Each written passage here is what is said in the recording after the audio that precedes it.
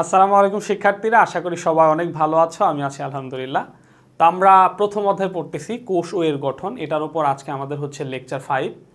তো আজকের লেকচারের মধ্যে আমরা হচ্ছে ডিএনএ প্রতিলিপন বা ডিএনএ রেপ্লিকেশন, জিন এবং হচ্ছে জেনেটিক কোড, এই প্রত্যেকটা টপিক একটু বিস্তারিত আলোচনা করার চেষ্টা করব। এবং হচ্ছে আজকের যে টপিকটা, এটা তোমার ইয়ার চেঞ্জ বলো, প্রি টেস্ট বলো, টেস্ট বলো, ফাইনাল পরীক্ষা বলো, তারপর হচ্ছে মেডিকেল অ্যাডমিশন বলো, ইউনিভার্সিটি অ্যাডমিশন বলো, প্রত্যেকটা ক্ষেত্রে খুবই ইম্পর্টেন্ট। তুমি সিকিউ বলো, এমসিকিউ বলো, পরীক্ষা যেভাবেই নিক, আজকের ক্লাসটা খুবই ইম্পর্টেন্ট। এখান থেকে অ্যাভারেজ সবসময় এমসিকিউ আসে এবং হচ্ছে সিকিউ প্রশ্ন আসে। সো দেরি না করে আমরা শুরু করছি। তো প্রথমে বলে রাখি, যেহেতু ইম্পর্টেন্ট টপিক, বিভিন্ন কাজের প্রেশার থাকলে ক্লাসে এটা করা যাবে না। এখন একেবারে ফ্রি টাইম, একবার রিল্যাক্সের মধ্যে এই ক্লাসটা করতে হবে ইনশাআল্লাহ। তাহলে হচ্ছে ডিএনএ প্রতিলিপন, প্রথম আমাদের যে টপিক ডিএনএ প্রতিলিপন বা ডিএনএ রেপ্লিকেশন। তো প্রথমে আমরা 9-10-এ যে এখান থেকে পড়েছি হচ্ছে ডিএনএ শব্দটা ছিল ডিএনএ অনুলিপন লেখা ছিল। তো আসলে ডিএনএ অনুলিপন, আমিও আমার অনেক ক্লাসের মধ্যে ডিএনএ অনুলিপনই বলছি, বাট পারফেক্ট হচ্ছে এই শব্দটা হচ্ছে ডিএনএ প্রতিলিপন। ডিএনএ প্রতিলিপন, রেপ্লিকেশন অফ ডিএনএ মানে হচ্ছে ডিএনএ প্রতিলিপন। এখন কথা হলো প্রতিলিপন এবং অনুলিপনের মধ্যে পার্থক্য কী। যেমন আমার কাছে একটা পৃষ্ঠা আছে, পৃষ্ঠার মধ্যে কিছু লেখা আছে। তো এই লেখাটা হচ্ছে তোমাকে বললাম, এই তুমি তোমার পেজের পৃষ্ঠার মধ্যে এটা লিখে নাও, তুমি নিজের হাতে তুমি সেমভাবে এটা লিখলা, এটা হচ্ছে অনুলিপন। আর আমি বললাম যে এই পৃষ্ঠাটা ফটোকপি করো, ফটোকপি করলে যেটা হবে সেটা হলো প্রতিলিপন। দুটোর মধ্যে ডিফারেন্স কি? ডিফারেন্স হচ্ছে তুমি যেটা হাতে লিখছো এটার মধ্যে আমি যেভাবে, আমার যে লেখার স্টাইল ক খ আমি যেভাবে লিখি, তুমি কিন্তু সেভাবে লেখো না। আবার আমার লাইন যেমন বাঁকা হয়, তোমার লাইন অনেক সোজা হয়। তার মানে হচ্ছে আবার দেখা গেছে একটা শব্দ লিখতে যায় তুমি কাটাকাটি করছো। তো জাস্ট এটা হচ্ছে কি, এটা হলো অনুলিপন, যেটা একেবারে হুবহু না। হ্যাঁ, আবার কিছু ওয়ার্ড মিসিং থাকতে পারে, তোমার কিছু বানান ভুল থাকতে পারে, এটা হচ্ছে অনুলিপন। তবে যদি ফটোকপি করো তাহলে কিন্তু হুবহু সেম বৈশিষ্ট্যের জিনিস আসতেছে, একেবারে আমার কাছে পৃষ্ঠা যেমন আছে ফটোকপি করলে সেম তাই আসতেছে। এটা হচ্ছে প্রতিলিপন বা রেপ্লিকেশন। সো অনুলিপন এবং প্রতিলিপনের মধ্যে পার্থক্য আছে। প্রতিলিপন হচ্ছে হুবহু সেম, কিন্তু অনুলিপন হুবহু সেম নাও হতে পারে। সেই ক্ষেত্রে এই যে ডিএনএ রেপ্লিকেশন, যেটা ডিএনএ রেপ্লিকেশনটা হচ্ছে কি, একটা ডিএনএ থেকে দুইটা ডিএনএ সৃষ্টি হবে, একটা ডিএনএ থেকে দুইটা ডিএনএ সৃষ্টি হবে। এই যে একটা ডিএনএ মাঝখান দিয়ে ভেঙে দুইটা ডিএনএ যে হবে, হুবহু আগেরটার মতোই হবে, একেবারে হুবহু ফটোকপি। এই জন্য এটাকে প্রতিলিপন বলাটা পারফেক্ট, প্রতিলিপনই বলবো আমরা ইনশাআল্লাহ। তাহলে ডিএনএ প্রতিলিপনটা এইটা একটু জানার জন্য আমাদের 9-10-এর যেটা বেসিক, সেটা আমি জাস্ট 2-3 মিনিট আলোচনা করি, তাইলে হচ্ছে যে বিষয়টা ধরতে পারবা। কারণ ওই একেবারে পুকুর থেকে লাফ দিয়ে সাগরে নামার মতো। সো পুকুর থেকে আমি একটু নদী বুঝাই, তারপরে হচ্ছে যে সাগরে যাই। তো আমাদের 9-10-এ বেসিকটা এরকম ছিল, যেমন ধরো এই যে একটা ডিএনএ, এই যে এটা হচ্ছে একটা ডিএনএ। তো ডিএনএর মধ্যে এই যে হাইড্রোজেন বন্ধন এগুলা ছিল। তো হাইড্রোজেন বন্ধন তো আমরা জানি, আগের ক্লাসে আমরা পড়ছি, এর সাথে টি এর মধ্যে দ্বি বন্ধন হয়, সি এর সাথে জি এর মধ্যে 3 বন্ধন হয়। এই যে ধরো এটা একটা ডিএনএ, এটা হলো মাতৃ ডিএনএ, তাই তো? এখন ডিএনএ অনুলিপনের মধ্যে যেটা হয়, এই যে এই যে আমি অনুলিপন বলে ফেলছি আর কি, কারণ অনুলিপন বলতে বলতে অভ্যস্ত।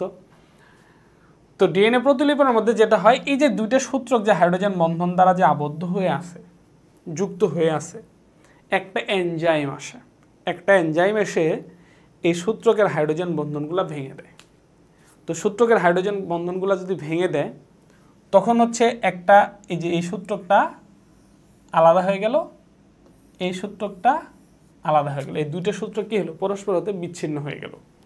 আচ্ছা, এই যে দুইটা সূত্রক পরস্পর হতে বিচ্ছিন্ন হয়ে গেল, এখন এই সূত্রকটা তার অনুরূপ একটা সূত্রক এখানে সৃষ্টি করবে, নতুন একটা সূত্রক সৃষ্টি করবে। এই সূত্রকটা তার অনুরূপ একটা নতুন সূত্রক সৃষ্টি করবে। তাহলে কি হবে, এই যে এদের মধ্যে এই যে সেম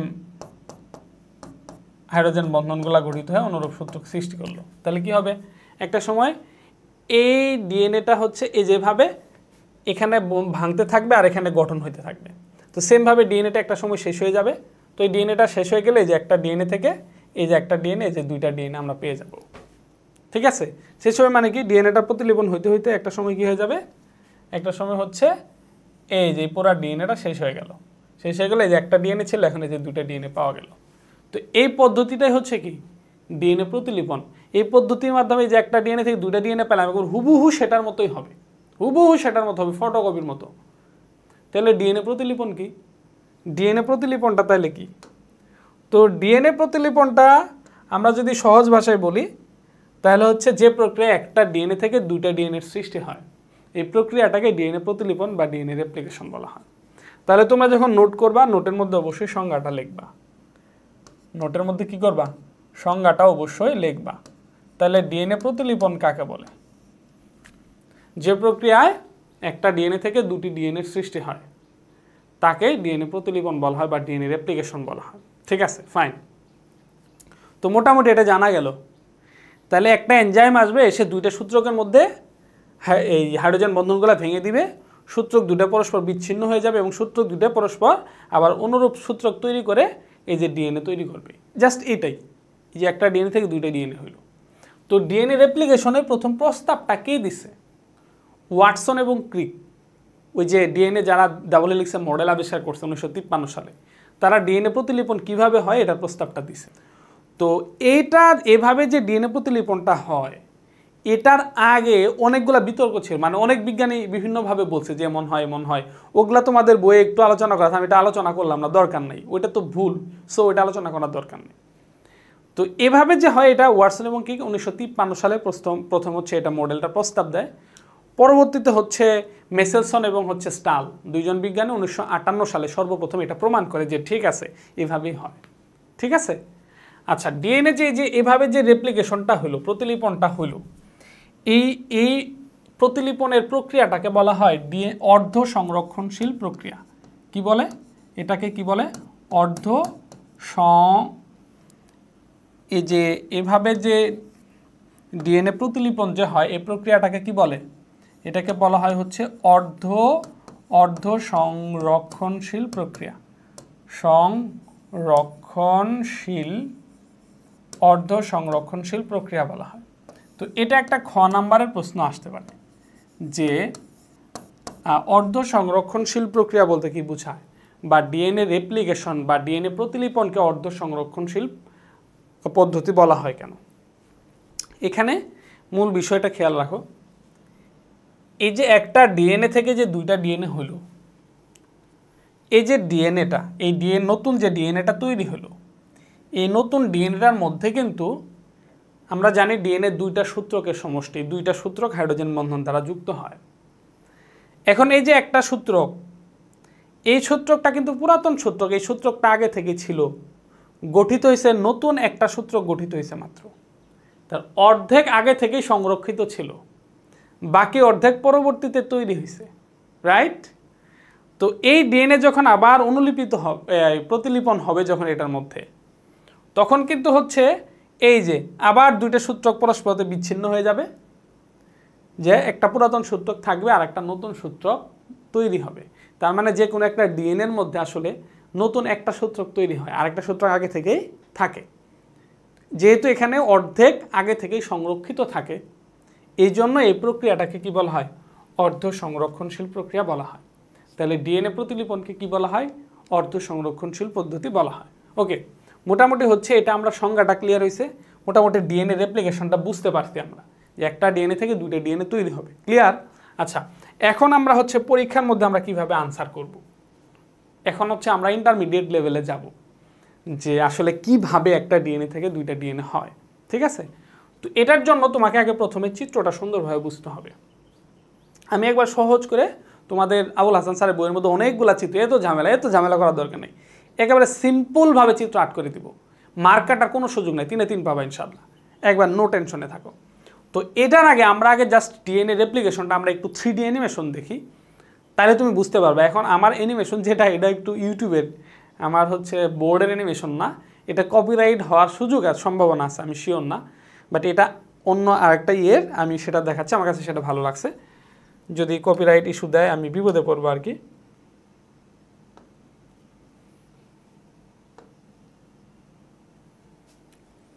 তো আমরা হচ্ছে এখন ডিএনএ যে প্রতিলিপন আছে, ডিএনএ রেপ্লিকেশন আছে, এটা হচ্ছে 3D অ্যানিমেশন দেখার চেষ্টা করব। তাহলে হচ্ছে যে আরও একটু সুন্দর হবে, সহজে বোঝা যাবে। মানে আমরা পরবর্তীতে পরীক্ষার জন্য আনসার করতে গেলে বিষয়টা একবার মানে মাথার মধ্যে ধরবে আর কি। সো আমরা এখন অ্যানিমেশনটা দেখতেছি। তো এখানে জাস্ট খেয়াল করো, এখানে জাস্ট একটা ডিএনএ দেখানো হয়েছে। এখানে ডিএনএ দেখানো হয়েছে, ডিএনএ দুইটা সূত্রক, হাইড্রোজেন বন্ধন, ওকে। এবং একটু ভালো করে খেয়াল করবে, এখানে দুইটা সূত্রক দুইটা কালার দিয়ে দেওয়া, একটা হচ্ছে নীল কালার, একটা হচ্ছে লাল কালার। নীল কালার সূত্রক যেটা, এটা 3 প্রাইম থেকে 5 প্রাইমের দিকে, আর লাল কালার সূত্রক যেটা, এটা হচ্ছে 5 প্রাইম থেকে 3 প্রাইমের দিকে। তো এই যে 3 প্রাইম থেকে 5 প্রাইমের দিকে মনে রাখো, আর একটা হচ্ছে 5 প্রাইম থেকে 3 প্রাইমের দিকে। তো আমরা জানি যে ডিএনএ দুইটা সূত্রক পরস্পর কি হয়, বিপরীতমুখী হয়। একটা 3 প্রাইম থেকে 5 প্রাইমের দিকে হলে আর একটা 5 প্রাইম থেকে 3 প্রাইমমুখী হবে, সিম্পল জিনিস। আচ্ছা, এখন হচ্ছে ওই যে আমরা বললাম একটা এনজাইম আসবে, এসে হচ্ছে যে সূত্রক দুটা পরস্পরকে বিচ্ছিন্ন করে দিবে, ঠিক আছে। তো এখন এই যে জাস্ট এই যে একটা এনজাইম আসবে, এনজাইমটার নাম হচ্ছে হেলিকেজ এনজাইম। এই যে হেলিকেজ এনজাইম আসবে, এসে হচ্ছে এই যে হেলিকেজ এনজাইমের প্রভাবে সূত্রক দুটা পরস্পর হতে কি হয়ে যাবে, বিচ্ছিন্ন হয়ে যাবে। এই যে হেলিকেজ এনজাইম আসলো, আসার ফলে দুটো সূত্রক পরস্পর হতে বিচ্ছিন্ন হয়ে গেল, ঠিক আছে, ওকে। এখন একটা জিনিস ভালোভাবে খেয়াল করো, এই যে হেলিকেজ এনজাইম আসার দুটো সূত্রক যে পরস্পর হতে বিচ্ছিন্ন হয়ে গেল, এখন এই হেলিকেজ, এই যে ডিএনএ প্রতিলিপনটা এখান থেকে শুরু হলো, রাইট, এখান থেকে শুরু হলো। তো এখন এটা কোথায় থেকে হবে এক্স্যাক্টলি, এই মাথা থেকে হবে ডিএনএ, নাকি ওই মাথা থেকে হবে, নাকি মাঝখান থেকে হবে, নাকি এই পাশ থেকে হবে, নাকি এই পাশ থেকে হবে? এটা যে কোনো জায়গা থেকে শুরু হতে পারে। ইভেন একটা ডিএনএর মধ্যে যে একটা জায়গাতে হবে সেটা না, একাধিক জায়গাতেও ডিএনএ প্রতিলিপন হতে পারে। যেমন এখানে ডিএনএ প্রতিলিপিত হচ্ছে, আবার ওইখানে হচ্ছে, আবার ওইখানে হচ্ছে, একাধিক জায়গাতেও হতে পারে। এখন এক্স্যাক্টলি ডিএনএ প্রতিলিপনটা কোন জায়গাতে শুরু হবে, এটার জন্য হচ্ছে এই ডিএনএর মধ্যে কিন্তু অনেক জিন আছে, ডিএনএর মধ্যে অনেক অসংখ্য জিন আছে। তো কিছু কিছু জিন আছে, একটা জিনের নাম আছে রেপ্লিকন, জিনের কিছু অংশ আছে ওটা রেপ্লিকন, যেটা অনুলিপনটা নিয়ন্ত্রণ করে। ওই রেপ্লিকন যেখানে যেখানে থাকে, হ্যাঁ, বা রেপ্লিকনে নিয়ন্ত্রণ করবে যে ডিএনএ অনুলিপনটা কোথায় থেকে শুরু হবে, ডিএনএ প্রতিলিপন যেটা। সো এটা হচ্ছে আমরা মাথায় রাখলাম যে ডিএনএ প্রতিলিপনটা শুরু হবে, এবং হচ্ছে এটা যে কোনো জায়গা থেকে শুরু হতে পারে, এবং ওই রেপ্লিকন জিন এটা নির্ধারণ করবে। আর হচ্ছে একটা হেলিকেজ এনজাইম আসলো, আসার ফলে যে হাইড্রোজেন বন্ধন, ডিএনএর দুইটা সূত্রকের হাইড্রোজেন বন্ধনগুলা বিচ্ছিন্ন করে দুইটা সূত্রকে পরস্পর হতে কী করে দিল, বিচ্ছিন্ন করে দিল। আচ্ছা দেখো, তো বিচ্ছিন্ন করার পর এই যে ঘটনাটা ঘটলো, এইটা কি, এই যে কিছু ডিম আইলো, এরা কেন আসলো? ডিম এগুলা কারা? এগুলা ডিম না, এগুলা হচ্ছে প্রোটিন। এগুলাকে বলা হচ্ছে এসএসবিপি, সিঙ্গেল স্ট্যান্ড বাইন্ডিং প্রোটিন, বা হচ্ছে এসএসবিপি বলা হয়। কেন? দেখো, এই যে হেলিকেজ এনজাইম যে আসছে, আইসা সূত্রক দুটো যে পরস্পরকে বিচ্ছিন্ন করে দিল, রাইট, বিচ্ছিন্ন করে দিল, তাহলে এই সূত্রক দুটো পরস্পর আবার কি হতে পারে, যুক্ত হতে পারে। এটা যদি বড় হইতে থাকে, আলাদা হইতে থাকে, লম্বা হলে পরস্পর এটা আবার জয়েন হতে পারে। তো এরা যেন আর যুক্ত হইতে না পারে, এই জন্য যখন রিলেশন থাকে দুইজনের মধ্যে, হ্যাঁ, তখন তো কোনো সমস্যা। কিন্তু রিলেশন যদি ভেঙে যায়, রিলেশন ভেঙে গেলে কিন্তু ওদের মধ্যে আবার রিলেশন হওয়ার সুযোগ আছে, ঠিক আছে। এই জন্য রিলেশন ভেঙে গেলে, যদি ধরো একটা ছেলে একটা মেয়েকে পছন্দ করে, তাদের মধ্যে একটা রিলেশন চলতেছে, বাট ফ্যামিলি চাচ্ছে না যাদের মধ্যে রিলেশন থাকুক, তখন ওদের রিলেশন কোনো মতো ব্রেকআপ হইলে কি করতে হবে, এই ছেলের দিয়ে আরেকটা রিলেশন ইনভলভ করাই দিতে হবে, বা ওই মেয়ের দিয়ে আরেকটা ছেলের সাথে হয় বিয়ে দিতে হবে, বা হচ্ছে আরেকটা রিলেশন ইনভলভ করাই দিতে হবে। তাহলে কী হবে, এদের মধ্যে আর যোগাযোগ হওয়ার সম্ভাবনা থাকবে না, বা কমে যাবে অনেকটা। তো এরকমই, তাই না? তো যেহেতু এরা পরস্পর বিচ্ছিন্ন হয়ে গেছে, এখন আবার কিন্তু একত্রিত হওয়ার একটা সম্ভাবনা আছে, এদের মধ্যে হাইড্রোজেন বন্ধন আকর্ষণ করতে পারে। এই জন্য যাতে এরকম আবার যেন এরা আকর্ষণ করতে না পারে, এই জন্য এক ধরনের প্রোটিন আসে, প্রোটিন এসে এদের সাথে যুক্ত হয়ে থাকে। এই প্রোটিনগুলোর কাজই হলো সূত্রক দুটাকে আবার একত্রিত হইতে দিবে না, বাধা দিবে, ঠিক আছে। এগুলাকে বলা হচ্ছে এই যে সিঙ্গেল স্ট্যান্ড, মানে এই সূত্রগুলোকে সিঙ্গেল রাখবে, বাইন্ডিং প্রোটিন, এসএসবিপি, ঠিক আছে, ওকে। পরবর্তীতে আমরা দেখি কি হয়। আচ্ছা, পরবর্তীতে এখানে যেটা বলছে, এগুলো আমরা ডিএনএ স্ট্রাকচার আমরা জানি যে একটা সূত্রকের সাথে ওই এর সাথে টি আসবে, এসে দ্বিবন্ধন হবে, সি এর সাথে জি এর 3 বন্ধন হবে, এগুলো মোটামুটি আমরা জানি। পরবর্তীতে আচ্ছা এই যে এখানে দেখো, তো হচ্ছে আমরা একটু সামনে আগাই। আচ্ছা এভাবে এই যে সূত্রক দুটা পরস্পর হতে বিচ্ছিন্ন হয়েছে এবং অনেক বেশি এবং সিঙ্গেল বাইন্ডিং প্রোটিনগুলো আসছে এবং এর আর একত্রিত হইতে পারতেছে না। এখন এই যে দুইটা সূত্রক বলছিলাম না, নীল কালার সূত্রক যেটা, এটা হচ্ছে 3' থেকে 5', এই যে এটা হলো নীল 3' থেকে 5' মুখী, আর এটা হচ্ছে লাল, এটা হলো 5' থেকে 3', তাই তো? দুটি সূত্র পরস্পর বিপরীতমুখী। আচ্ছা, তো এখানে একটা এনজাইম আসবে, প্রাইমেজ এনজাইম। কি এনজাইম? প্রাইমেজ এনজাইম আসবে। আসার পরে কি করবে? এখানে একটা আরএনএ প্রাইমার তৈরি করবে। এই যে আরএনএ প্রাইমার তৈরি হলো। কি তৈরি হলো? RNA primer. তো যেখানে আরএনএ প্রাইমার তৈরি হলো মানে কি, এখান থেকে এখন ডিএনএ প্রতিলিপনটা তৈরি হবে, মানে ডিএনএ প্রতিলিপনটা এখান থেকে শুরু হবে। তো ডিএনএ প্রতিলিপনটা হবে এই দিক থেকে এই দিকে। এখন আরেকটা এনজাইম আসবে, ওইটাকে বলা হচ্ছে DNA polymerase 3 enzyme. DNA polymerase 3 এই এনজাইমটা আসবে। ডিএনএ পলিমারেজ 3 এর মধ্যে ডিঅক্সিরাইবোজ আছে, যেহেতু এটা ডিএনএ তৈরি হচ্ছে এর জন্য ডিএনএ পলিমারেজ আসবে। ডিএনএ পলিমারেজ 3 এসে তাহলে এই যে প্রথমে একটা এনজাইম আসলো, প্রথমে একটা হেলিকেজ এনজাইম সূত্রক দুটাকে বিচ্ছিন্ন করে দিছে, তারপরে হচ্ছে সিঙ্গেল বাইন্ডিং প্রোটিন আসলো, এদেরকে একত্রিত হইতে বাধা দিচ্ছে। এরপরে হচ্ছে এরপরে কি হবে? এরপরে যেখানে একটা প্রাইমেজ এনজাইম আসলো, প্রাইমেজ এনজাইম এসে এখানে একটা আরএনএ প্রাইমার তৈরি করবে। এখান থেকেই প্রতিলিপনটা শুরু হবে, এখান থেকে প্রতিলিপনটা শুরু হবে। তো এই যে আরএনএ প্রাইমার তৈরি হলো, এখন কি হবে দেখো, এই যে ডিএনএ পলিমারেজ 3 এনজাইম আসছে, ডিএনএ পলিমারেজ 3 আসছে, আইসা এই যে আরএনএ প্রাইমারের উপর বসবে, এটার উপর বইসা এই যে এখানে হলো প্রতিলিপন এই যে প্রতিলিপন করতেছে।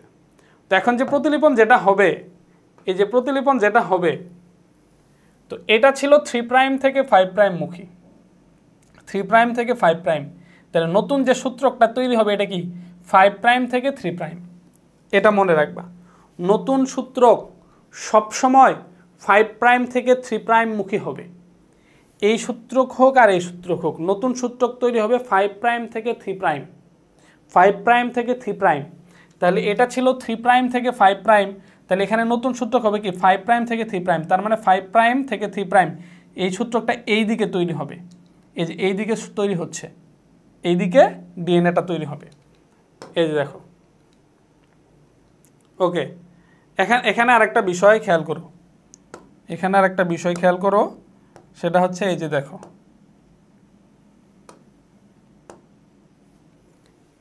এই সূত্রটা ছিল 3' থেকে 5', নীল কালার যেটা, তার পরিপূরক সূত্রক তৈরি হলো 5' থেকে 3', এই দিকে তৈরি হচ্ছে। তাহলে এই সূত্রক যেটা, এটা কি 5' থেকে 3'। তো এটা যদি এখানে 5' হয়, এখানে 3' হয়, তাহলে এটা পরিপূরক সূত্রক কি হবে? এখানে 5' হবে, এখানে 3' হবে। তাহলে আমরা কি বললাম? নতুন পরিপূরক সূত্রকটা যে তৈরি হবে এটা সবসময় 5' থেকে 3'-এর দিকে হবে। তার মানে এই সূত্রকের ক্ষেত্রে 5' থেকে 3' হলো এই দিকে, তার মানে নতুন পরিপূরক সূত্রকটা তৈরি হবে এই দিকে। এই সূত্রকের মধ্যে তৈরি হচ্ছে এই দিকে, আর এই সূত্রকের মধ্যে তৈরি হবে হচ্ছে এই দিকে। বুঝে আসছে বিষয়টা? তার মানে এই যে দুইটা সূত্রক যে পরস্পর বিপরীতমুখী, তাহলে একটাতে যদি এই দিকে নতুন পরিপূরক তৈরি হয়, ডিএনএ প্রতিলিপন হয়, তাহলে আরেকটাতে এই দিকে হবে, বিপরীত দিকে হবে। সিম্পল জিনিস, ঠিক আছে?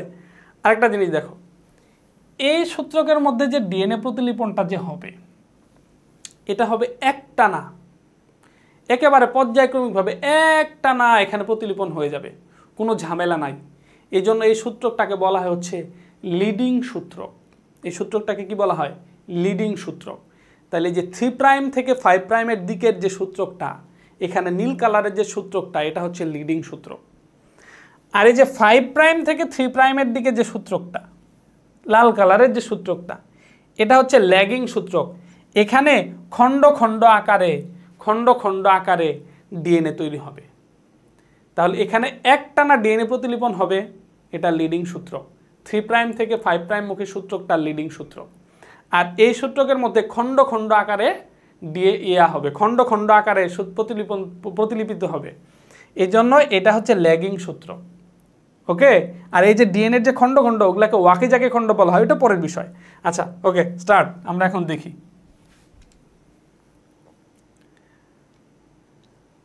ওকে, এই যে এখানে বলছে এটাতে একটানা এদিক থেকে এদিকে ইয়ে হবে, এটা হচ্ছে লিডিং সূত্র। আর এখানে হচ্ছে খণ্ড খণ্ড আকারে হবে, এটা হচ্ছে ল্যাগিং সূত্র। এবং এটার প্রতিলিপনের গতি হচ্ছে এই দিকে, আর এটা হচ্ছে এই দিকে। এই যে এনজাইমটা আসলো, প্রাইমেজ এনজাইম আসলো, আরএনএ প্রাইমার তৈরি করলো, তারপরে হচ্ছে এই যে ডিএনএ পলিমারেজ 3 এনজাইম আসবে, আসার পরে এখান থেকে যে প্রতিলিপনটা এই দিকে হবে। ঠিক আছে, ওইটা তো এই দিকে হচ্ছে, একটানা হচ্ছে। আর এখানে এই যে এখানে একটা খণ্ড হয়েছে, আবার এই যে মাঝখানে গ্যাপ পড়ে গেছে, আবার এখানে হবে, এভাবে খণ্ড খণ্ড আকারে হবে। এই যে এখানে যায়, এই যে খণ্ডটা পূরণ করলো, এই যে ডিএনএ পলিমার 3 আসছে, এই যে খণ্ডটা পূরণ করলো। ঠিক আছে, এবং এখানে ডিএনএ পলিমারেজ আইসা ওই যে আরএনএ প্রাইমারকে ছড়ায় দিবে আর কি, এবং ওই যে খণ্ডগুলা তো মিল করতে হবে, তাই না? ওইটার জন্য হচ্ছে এই যে ডিএনএ লাইগেজ একটা এনজাইম আসে, আইসা হলে এই খণ্ডগুলাকে মিল করে, মানে ডিএনএ এখানে খণ্ড খণ্ড আকারে হচ্ছে না, ওটা তো পুরাপুরি করতে হবে। ওই যে লাইগেজ এনজাইম এই কাজটা করে। এই যে এখানে আবার আর একটা খণ্ডের সৃষ্টি হলো, পরে আবার হলো। তার মানে হচ্ছে এখানে এই সূত্রকটার মধ্যে খণ্ড খণ্ড আকারে হচ্ছে, আর এই সূত্রকটার মধ্যে একটানা হয়ে যাচ্ছে। এই জন্য এটা হচ্ছে লিডিং সূত্রক, এটা হচ্ছে ল্যাগিং সূত্র। তো এই ছিল মোটামুটি, এভাবেই হচ্ছে ডিএনএ তৈরি হয়, প্রতিলিপনটা সম্পূর্ণ হয়, একসময় পুরো প্রক্রিয়াটা শেষ হয়ে যাবে। ঠিক আছে, তো আশা করি এটা বুঝাইতে পারছি। ঠিক আছে, তো এটাই হচ্ছে ডিএনএ প্রতিলিপন বা ডিএনএ রেপ্লিকেশন। ঠিক আছে, তো এখন হচ্ছে পরীক্ষার মধ্যে কিভাবে আমরা চিত্র আঁকবো, কত সিম্পল করে একটা চিত্র আঁকা শেখাবো, এবং হচ্ছে বর্ণনা কিভাবে লিখবো, এটা চলে আসবে। তো আশা করি ওইটা এখন বুঝতে পারবে ইনশাল্লাহ। তাহলে এটা আমরা ক্লোজ করে দিচ্ছি।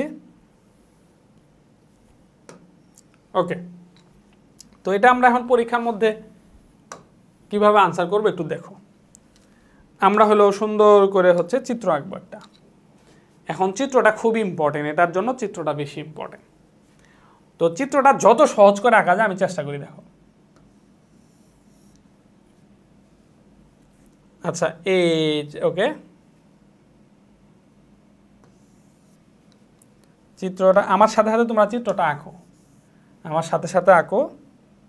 এই যে একটা ডিএনএর ভিতরে এই যে দুটো সূত্রক পরস্পর হতে বিচ্ছিন্ন হলো, দুটো সূত্রক পরস্পর হতে বিচ্ছিন্ন হয়ে এই যে পুরাতন সূত্রক, এই যে এভাবে এতটুকু তো আমরা আঁকতে পারবো, তাই না? এখন এখানে ওই যে হাইড্রোজেন বন্ধনগুলা দিব, এর সাথে টি এর দ্বিবন্ধন, সি এর সাথে জি এর 3 বন্ধন, এই যে বন্ধনগুলা দিলাম। সেমভাবে এই যে এখানে যে প্রতিলিপন হবে, এটা আমি তোমাদের বোঝানোর জন্য একটু অন্য কালার দিই। এই যে নতুন সূত্রক তৈরি হবে, নতুন সূত্রক তৈরি হবে। দেখো এখানে আমাকে ক্লিয়ার করতে হবে, এটা হলো 3 প্রাইম, এটা হচ্ছে 3 প্রাইম এই সূত্রকটা, তার মানে এই যেটা হচ্ছে 5 প্রাইম, এটা হলো 3 প্রাইম থেকে 5 প্রাইমের দিকে, 3 প্রাইম থেকে 5 প্রাইমের দিকে। আর এটা যেহেতু 3 প্রাইম থেকে 5 প্রাইমের দিকে, তাহলে এটা হবে 5 প্রাইম থেকে 3 প্রাইমের দিকে, তাই তো? আচ্ছা, তুমি তো পরীক্ষার মধ্যে পেন্সিলে আঁকবা, তোমার কাছে তো আর কালার নাই, তাই না? সো এখানে কালার এটা ইম্পর্টেন্ট জিনিস না। তো এই যে দুইটা সূত্র পরস্পরতে বিচ্ছিন্ন হয়েছে, তো এখানে একটা এনজাইম আসবে, তো আমি এখানে একটু দাগ দিয়ে হচ্ছে এনজাইমটা দেখাই। এই যে এই এনজাইমটার নাম কি? Helicase enzyme. এই যে হেলিকেজ এনজাইম আসলো, হেলিকেজ এনজাইম। তারপর হেলিকেজ এনজাইমের পরে দুটো সূত্রকের মধ্যে কি আসবে? ওই যে এক ধরনের প্রোটিন আসবে, প্রোটিনগুলোকে কি বলা হয়? এসএসবিপি। এই যে এসএসবিপি, এই যে এসএসবিপি দিলাম। এবং হলো নতুন সূত্রক যে তৈরি হবে, নতুন সূত্রক কেমন সূত্রক তৈরি হবে? ওই সেমভাবে এর সাথে টি এর হবে দ্বিবন্ধন, সি এর সাথে জি এর হবে 3 বন্ধন। তো জি এর সাথে সি এর 3 বন্ধন, এর সাথে টি এর দ্বিবন্ধন, জাস্ট এভাবে এটা আমরা একটু দেখায় দিলাম, দুই তিনটা একটু দেখায় দিলাম।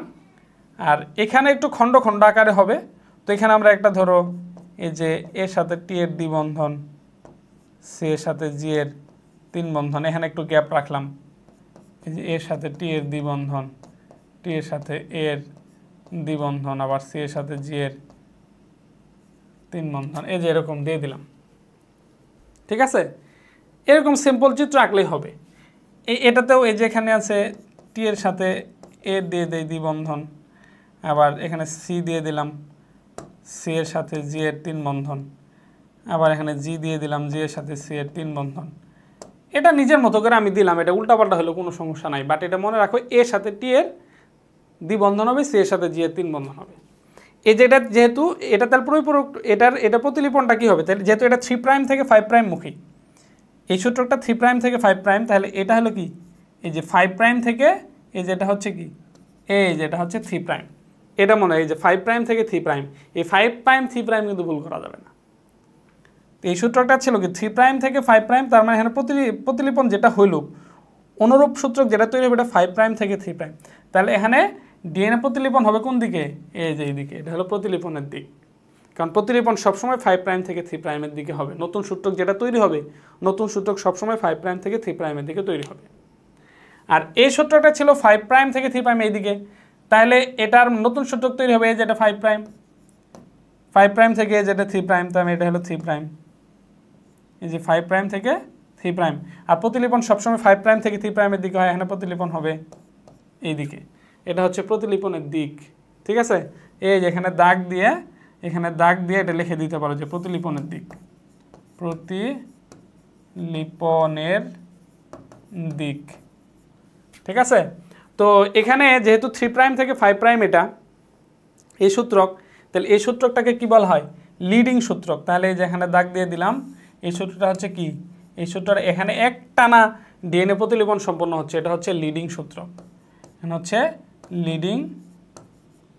লিডিং সূত্র। আর এখানের মধ্যে এই সূত্রকটার মধ্যে খণ্ড খণ্ড আকারে ডিএনএ প্রতিলিপন সম্পন্ন হয়, এই জন্য এটাকে কি সূত্রক বলা হয়, এটাকে বলা হচ্ছে ল্যাগিং সূত্রক, ল্যাগিং সূত্রক, ল্যাগিং সূত্রক। ঠিক আছে, তো আমার মোটামুটি হয়ে গেছে, আমার ডিএনএ প্রতিলিপনের চিত্র আঁকা হয়ে গেছে। এভাবে যদি আমি চিত্রটা এঁকে দেই, ইনশাল্লাহ এখানে 3-এ 3 পাবো, এখানে নিশ্চিত, এখানে মার্ক কাটার কোনো সুযোগ নাই। এই যে এখানে চিত্র লিখব, চিত্র হচ্ছে কি ডিএনএ প্রতিলিপন, ডিএনএ প্রতিলিপন। ওকে, আচ্ছা, এখন একটা বিষয়, তুমি বর্ণনা কিভাবে লিখবা, বর্ণনা সুন্দর সিম্পলভাবে দেখাবো আমি, একেবারে সিম্পলভাবে, ওইভাবেই তুমি লিখে দিবা ইনশাল্লাহ, মার্কাটা কোনো সুযোগ নাই।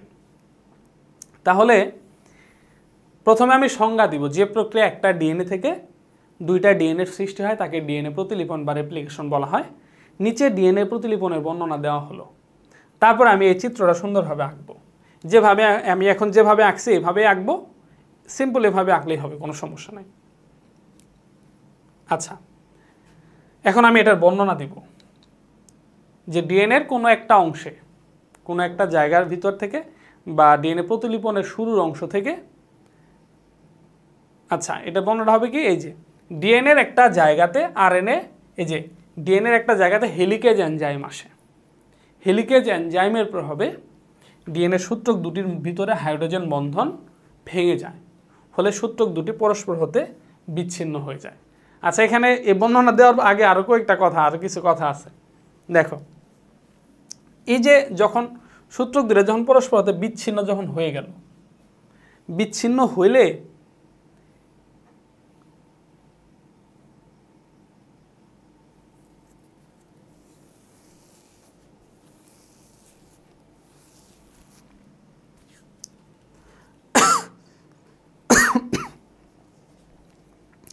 আচ্ছা, এখানে কয়েকটা বিষয় মাথায় রাখতে হবে, সেটা হলো ডিএনএর তার মধ্যে প্রতিলিপনটা যে জায়গা থেকে শুরু হলো, যে জায়গা থেকে প্রতিলিপনটা শুরু হলো ওই জায়গাটাকে বলা হয়েছে অরিবিন্দু।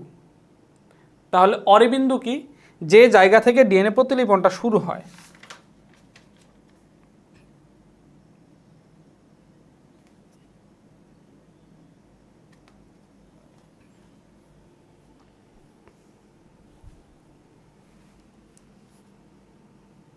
তো এভাবে আমি যদি ডিএনএ প্রতিলিপনের পরীক্ষার মধ্যে চিত্র আঁকি কোনো সমস্যা নাই, একেবারে 100% হবে, আমি 3-এ 3 পাবো ইনশাল্লাহ। তো এটা পরীক্ষার মধ্যে বর্ণনা আমি কিভাবে লিখব সেটার আগে কয়েকটা বিষয় আর একটু জানতে হবে। সেটা হলো এই যে ডিএনএ প্রতিলিপনটা যেখান থেকে শুরু হবে, ডিএনএ প্রতিলিপনটা যেখান থেকে শুরু হবে এই বিন্দুটাকে বলা হচ্ছে অরি বিন্দু। তাহলে এই শব্দটা মাথায় রাখো। এই বর্ণনার ক্ষেত্রে আমি যখন বর্ণনা দিব, আমি সিস্টেমেটিক্যালি কিভাবে সিরিয়াল ওয়াইজ বর্ণনাটা দিব, তাহলে অরি বিন্দু এই কথাটা আমাকে মাথায় রাখতে হবে। অরি বিন্দু, অরি বিন্দু। তাহলে ডিএনএ প্রতিলিপনটা যেখান থেকে শুরু হবে এই জায়গাটাকে, এই অঞ্চলটাকে কি বলা হয়? অরি বিন্দু বলা হয়। এই অরি বিন্দুতে একটা এনজাইম আসবে, সেটা হচ্ছে হেলিকেজ এনজাইম। কি এনজাইম আসবে? Helicase enzyme. তার মানে আমার পরবর্তী স্টেপ, আমার বর্ণনার পরবর্তী স্টেপ হচ্ছে হেলিকেজ এনজাইম। Helicase enzyme.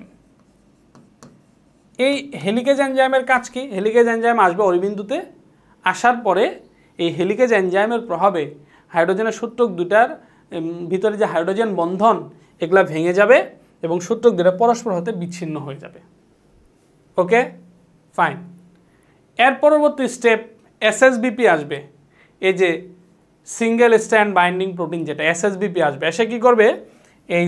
এই আলাদা সূত্র, এই সূত্রগুলা যে বিচ্ছিন্ন হয়েছে এদের গায়ে লেগে যাবে। এই প্রোটিনগুলা লেগে যাওয়া কেন লেগে যাবে? যাতে এরা পরস্পর হতে কি, এরা পরস্পর যেন আবার একত্রিত হইতে না পারে, এই জন্য এসএসবিপি আসবে। তার মানে আমার থার্ড স্টেপ হচ্ছে, 3 নাম্বার পয়েন্ট হলো এসএসবিপি। এসএসবিপি, সিঙ্গেল স্ট্র্যান্ড বাইন্ডিং প্রোটিন। ওকে, পরবর্তীতে আমার হচ্ছে ডিএনএ প্রতিলিপনটা শুরু হবে পরবর্তী স্টেপে। তো প্রতিলিপনটা যে শুরু হবে, কারা এই প্রতিলিপনটা শুরু করবে পরবর্তী স্টেপে? আরএনএ প্রতিলিপনটা শুরু করবে হচ্ছে কয়েকটা RNA primase enzyme. RNA primase enzyme, primase, RNA primase. এই আরএনএ প্রাইমেজ আয়সা হচ্ছে আরএনএ প্রাইমার তৈরি করবে। আরএনএ প্রাইমার তৈরি করবে, প্রাইমার। এখানে একটা কি আসবে? ডিএনএ পলিমারেজ এনজাইম আসবে, DNA polymerase 3, DNA polymerase 3, polymerase 3 enzyme আসবে। এরা এই প্রতিলিপনটা শুরু করবে। এটা হলো আমার এই যে first step, second step, third step, fourth step. Fourth স্টেপে এই ঘটনাগুলো ঘটবে। ওকে, এখন দেখো এই যে প্রতিলিপনটা যে শুরু হবে, আমি আমার বর্ণনার ক্ষেত্রে এখন আমি বলবো লিডিং সূত্রক আর ল্যাগিং সূত্রকের কথা বলবো। লিডিং সূত্রক আর ল্যাগিং সূত্রকের কথা বলবো। যে এরপর আমি কি বলবো? লিডিং সূত্রক, যে কোনটা লিডিং সূত্রক এবং কোনটা ল্যাগিং সূত্রক। লিডিং সূত্রক কোনটা 3 প্রাইম থেকে 5 প্রাইম মুখী। এরপরে আমি বলবো ল্যাগিং সূত্রকের কথা। ল্যাগিং সূত্রক, ল্যাগিং সূত্রক কোনটা? 5 প্রাইম থেকে 3 প্রাইম মুখী। ঠিক আছে? ওকে, লিডিং সূত্রক, ল্যাগিং সূত্রকের কথা বলবো। পরবর্তী স্টেপে আমি কি কথা বলবো? পরবর্তী স্টেপে আমি বলবো হচ্ছে এই যে ল্যাগিং সূত্রকের মধ্যে যে খণ্ড খণ্ড আকারে যে ডিএনএ অণু তৈরি হয়, এই খণ্ড খণ্ডগুলাতে খণ্ড খণ্ড আকারে রাখা যাবে না, এটা তো সম্পূর্ণ করা লাগবে। তো সম্পূর্ণ কারা করে এদের কথা বলবো। তো সম্পূর্ণ কারা করে? এই যে ওয়াকিজাকি খণ্ড, এখানে আর একটা জিনিস মনে রাখবে, এই যে ল্যাগিং সূত্রকের মধ্যে যে খণ্ড খণ্ড আকারে যে ডিএনএগুলা তৈরি হয়, এই খণ্ডগুলাকে কি বলা হয়? ওয়াকিজাকি খণ্ড বলা হয়। তাহলে ল্যাগিং সূত্রকের পরে আমার ওয়াকিজাকি এই কথাটা আসবে, ওয়াকিজাকি, ওয়াকিজাকি খণ্ড। তাহলে ওয়াকিজাকি খণ্ড কি? ল্যাগিং সূত্রকের মধ্যে ডিএনএটা খণ্ড খণ্ড আকারে তৈরি হয়। এই দিক থেকে এই যে এখান থেকে এতটুকু হলো, আবার গ্যাপ, আবার এখান থেকে এতটুকু হবে, আবার গ্যাপ, আবার এখান থেকে এতটুকু হবে, এই যে খণ্ড খণ্ড আকারে হচ্ছে। এই খণ্ড খণ্ডগুলাকে ওয়াকিজাকি খণ্ড বলা হয়। শেষ স্টেপে আমি এই যে ওয়াকিজাকি খণ্ডগুলা যে সম্পূর্ণ ডিএনএতে পরিণত হবে, এটা কারা করবে? এটা করবে হচ্ছে ligase enzyme, DNA ligase enzyme. এর পরবর্তীতে আমি লাইগেজ এনজাইমের কথা বলবো। লাইগেজ এনজাইম, লাইগেজ এনজাইম এবং হচ্ছে ওই ডিএনএ পলিমারেজ 1, ঠিক আছে, লাইগেজ এনজাইম বা লাইগেজ এনজাইম বললেই হবে, কোনো সমস্যা নাই, অথবা ডিএনএ পলিমারেজ 1 যেটা। তাহলে হচ্ছে এই যে দেখো, এই যে কয়েকটা স্টেপে আমি এই বর্ণনাটা দিব, আমি যখন বর্ণনা দিব এই কথাগুলো আমার লাগবে, এই শব্দগুলো যদি আমার না থাকে ডিএনএ প্রতিলিপনের বর্ণনা মার্ক দিবে না। তো এটার জন্য এই শব্দগুলো থাকা আবশ্যক এবং এই সিরিয়াল বেস আমি বর্ণনা করবো ইনশাআল্লাহ। তাহলে যে জায়গাতে ডিএনএ প্রতিলিপন শুরু হলো এটাকে অরিবিন্দু বলা হয়। এখানে একটা এনজাইম আসবে, হেলিকেজ এনজাইম, আয়সা ডিএনএ সূত্রক দুটাকে পরস্পর হতে বিচ্ছিন্ন করে দিবে। পরস্পর হতে বিচ্ছিন্ন সূত্রগুলো যেন পুনরায় একত্রিত হইতে না পারে, এই জন্য এখানে এসএসবিপি, সিঙ্গেল স্ট্র্যান্ড বাইন্ডিং প্রোটিন আসবে, এসে এদেরকে আলাদা একত্রিত হইতে দিবে না। তারপরে হচ্ছে 3' থেকে 5' মুখী যে সূত্রক, এই মানে এরপরে প্রতিলিপন প্রক্রিয়াটা শুরু হবে। আরএনএ প্রাইমেজ এনজাইম আসবে, এসে আরএনএ প্রাইমার তৈরি করবে, সেখানে ডিএনএ পলিমারেজ এনজাইম আসবে, ডিএনএ পলিমারেজ 3 এনজাইম আসার পরে হচ্ছে প্রতিলিপন করবে, এই কি বলে এটা, ওই পরিপূরক সূত্রক তৈরি করবে, তাই তো। আর পরিপূরক সূত্রক তৈরি হবে 3' থেকে 5'-এর দিকে পরিপূরক সূত্র তৈরি হবে একটানা তৈরি হবে, এই জন্য এই সূত্রটাকে লিডিং সূত্রক বলা হয়। আর 5' থেকে 3' মুখী যে সূত্রক আছে এটার মধ্যে পরিপূরক সূত্রক তৈরি হবে খণ্ড খণ্ড আকারে, ডিএনএর খণ্ড খণ্ডগুলোকে ওয়াকিজাকি খণ্ড বলা হয়, ঠিক আছে। এরপরে এই যে লাইগেজ এনজাইমের প্রভাবে এই যে ওয়াকিজাকি এই যে লাইগেজ এনজাইম এবং ডিএনএ পলিমারেজ 1 এই এনজাইমের প্রভাবে হচ্ছে এই খণ্ড খণ্ড আকারে ডিএনএগুলো আবার পরিপূর্ণ ডিএনএ পরিণত হবে, এভাবেই ডিএনএ প্রতিলিপন সম্পূর্ণ হবে। তাহলে পরীক্ষার খাতায় আমি কিভাবে দিব, এটা হলো কথা, একেবারে সিম্পলভাবে, নো টেনশন। এই চিত্র যদি এভাবে তুমি যদি চিত্রটা দাও, চিত্র দেখে বর্ণনা স্যার পড়বই না, চোখ বন্ধ করে মার্ক দিয়ে দিব, মাথায় রাখো বর্ণনার মধ্যে এই শব্দগুলো খালি থাকলেই হলো। তাহলে আমি পরীক্ষার মধ্যে কীভাবে লিখব, পরীক্ষার মধ্যে আমি লিখব হচ্ছে প্রথমে আমি সংজ্ঞা লিখব, যে প্রক্রিয়ায় একটি ডিএনএ থেকে দুটি ডিএনএর সৃষ্টি হয় তাকে ডিএনএ প্রতিলিপন বা ডিএনএ রেপ্লিকেশন বলে। নিচে ডিএনএ রেপ্লিকেশনের বর্ণনা দেওয়া হলো, ক্লিয়ার। তারপর আমি চিত্র আঁকবো, ডিএনএ প্রতিলিপন বা রেপ্লিকেশন আমি লিখব, তারপর আমি বর্ণনা দিব। শুরু হলো যে ডিএনএর অরিবিন্দু অঞ্চলে, মানে ডিএনএর যে অঞ্চলের মধ্যে, যে জায়গার মধ্যে ডিএনএ প্রতিলিপন প্রক্রিয়া শুরু হয় এই জায়গাটাকে অরিবিন্দু বলা হয়। অরিবিন্দুতে হেলিকেজ এনজাইম আসবে এবং হেলিকেজ এনজাইমের প্রভাবে ডিএনএ সূত্রক দুটির ভিতরে যে হাইড্রোজেন বন্ধন এগুলো পরস্পর হতে বিচ্ছিন্ন হয়ে সূত্রক দুটি পরস্পর হতে বিচ্ছিন্ন হয়ে আলাদা হয়ে যায়। আচ্ছা, এই সময় এই ডিএনএটাকে ওয়াই আকৃতির মনে হয়, যেমন এখানে এটা পূর্ণ ডিএনএ, এখানে একটা হয়েছে, এখানে আর এক সূত্রক দুটো যখন আলাদা হলো, দেখো এই যে একটা ডিএনএ, এই যে ডিএনএ আছে, সূত্রক দুটো যখন পরস্পর বিচ্ছিন্ন হলো তখন এটাকে কি ওয়াই আকৃতির মনে হচ্ছে না? এই যে একটা সূত্র, ওয়াই তো এরকম, তাই না, এই যে ওয়াই তো এরকম, এই যে ওয়াই আকৃতির মনে হয়। এই ওয়াই আকৃতির যে ওয়াই আকৃতির মতো যে দেখা যায় এটাকে রেপ্লিকেশন ফর্ক বলা হয়। কি বলা হয়? Replication fork. এটাকে কি বলা হয়? এখানে নতুন করে একটা কথা আমরা দিয়ে দিই, রেপ্লিকেশন ফর্ক। Replication fork. তাহলে রেপ্লিকেশন ফর্ক কি? সূত্রক দুইটা যখন পরস্পরতে বিচ্ছিন্ন হয়ে গেছে তখন এটাকে ওয়াই আকৃতির মতো দেখা যাচ্ছে। এই ওয়াই আকৃতির মতো যে দেখা যায় এটাকে রেপ্লিকেশন ফর্ক বলা হয়। আচ্ছা, এখন দেখো আমি পরীক্ষার মধ্যে কিভাবে লিখব।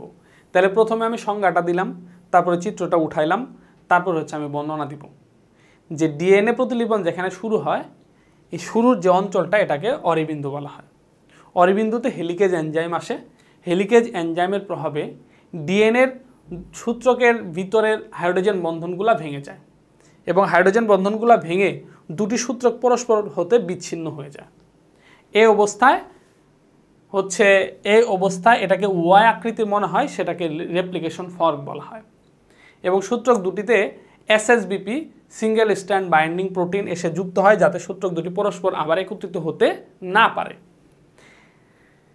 এখন হচ্ছে RNA primase enzyme RNA primer গঠন করে এবং ডিএনএ পলিমারেজ 3 এনজাইমের প্রভাবে প্রতিটি পুরাতন সূত্রক তাদের পরিপূরক সূত্রক গঠন করে এবং 3' থেকে 5' মুখী সূত্রকের মধ্যে একটানা পরিপূরক সূত্রক তৈরি হয়। বা একটানা ডিএনএ প্রতিলিপন সম্পন্ন হয়, এই জন্য এই সূত্রকটাকে লিডিং সূত্রক বলা হয়। অপরদিকে 5 প্রাইম থেকে 3 প্রাইম মুখী যে সূত্রক, এখানে খণ্ড খণ্ড আকারে ডিএনএ প্রতিলিপন সম্পন্ন হয়, এই জন্য এই সূত্রকটাকে ল্যাগিং সূত্রক বলা হয় এবং ডিএনএ খণ্ডগুলোকে ওয়াকিজাকি খণ্ড বলা হয়। পরবর্তীতে এই যে লাইগেজ এনজাইম এবং হচ্ছে ডিএনএ পলিমারেজ 1 এনজাইমের প্রভাবে এই ল্যাগিং সূত্রকের যে ডিএনএটা তৈরি হয়, এখান থেকে পরিপূর্ণ খণ্ডগুলো একত্রিত হয়ে পরিপূর্ণ ডিএনএ বা পরিপূর্ণ অপত্য ডিএনএ সৃষ্টি করে। এভাবেই ডিএনএ প্রতিলিপন সম্পূর্ণ হয়। সিম্পল, আহামরি কোনো কিছু নাই।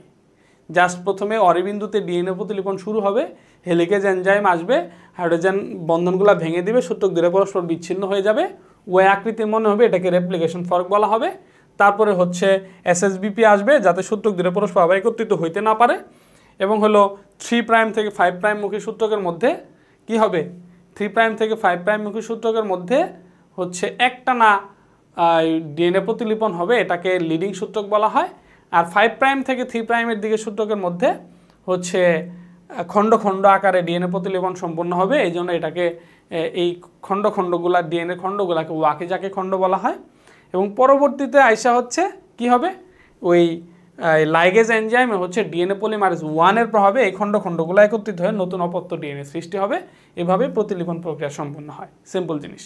আরেকটা বিষয় কি, এই যে প্রতিলিপনের দিক হচ্ছে কি, লিডিং সূত্রকের মধ্যে একদিকে আর ল্যাগিং সূত্রকের মধ্যে তার বিপরীত দিকে, আর প্রতিলিপন সবসময় হবে 5 প্রাইম থেকে 3 প্রাইমের দিকে। এই যে সিম্পল জিনিস, আশা করি এটা পারবা। সংজ্ঞা দিবা, চিত্র আঁকবা, এই যে এই স্টেপ বাই এটার বর্ণনা দিবা। আলহামদুলিল্লাহ আলহামদুলিল্লাহ আলহামদুলিল্লাহ, একটা আমরা 3 মার্কস কনফার্ম করে ফেললাম যে এই পরীক্ষার যে প্রতিলিপন যদি আসে তাহলে আমরা 3-এ 3 পাবো ইনশাআল্লাহ। তো এখন আমাদের টপিক হচ্ছে জিন। তো জিন কি আমরা সবাই জানি, জিন হচ্ছে জীবের বৈশিষ্ট্য নিয়ন্ত্রণের একক। আমরা 9-10 এভাবেই শিখছি যে জীবের বৈশিষ্ট্য নিয়ন্ত্রণের একককে জিন বলা হয়।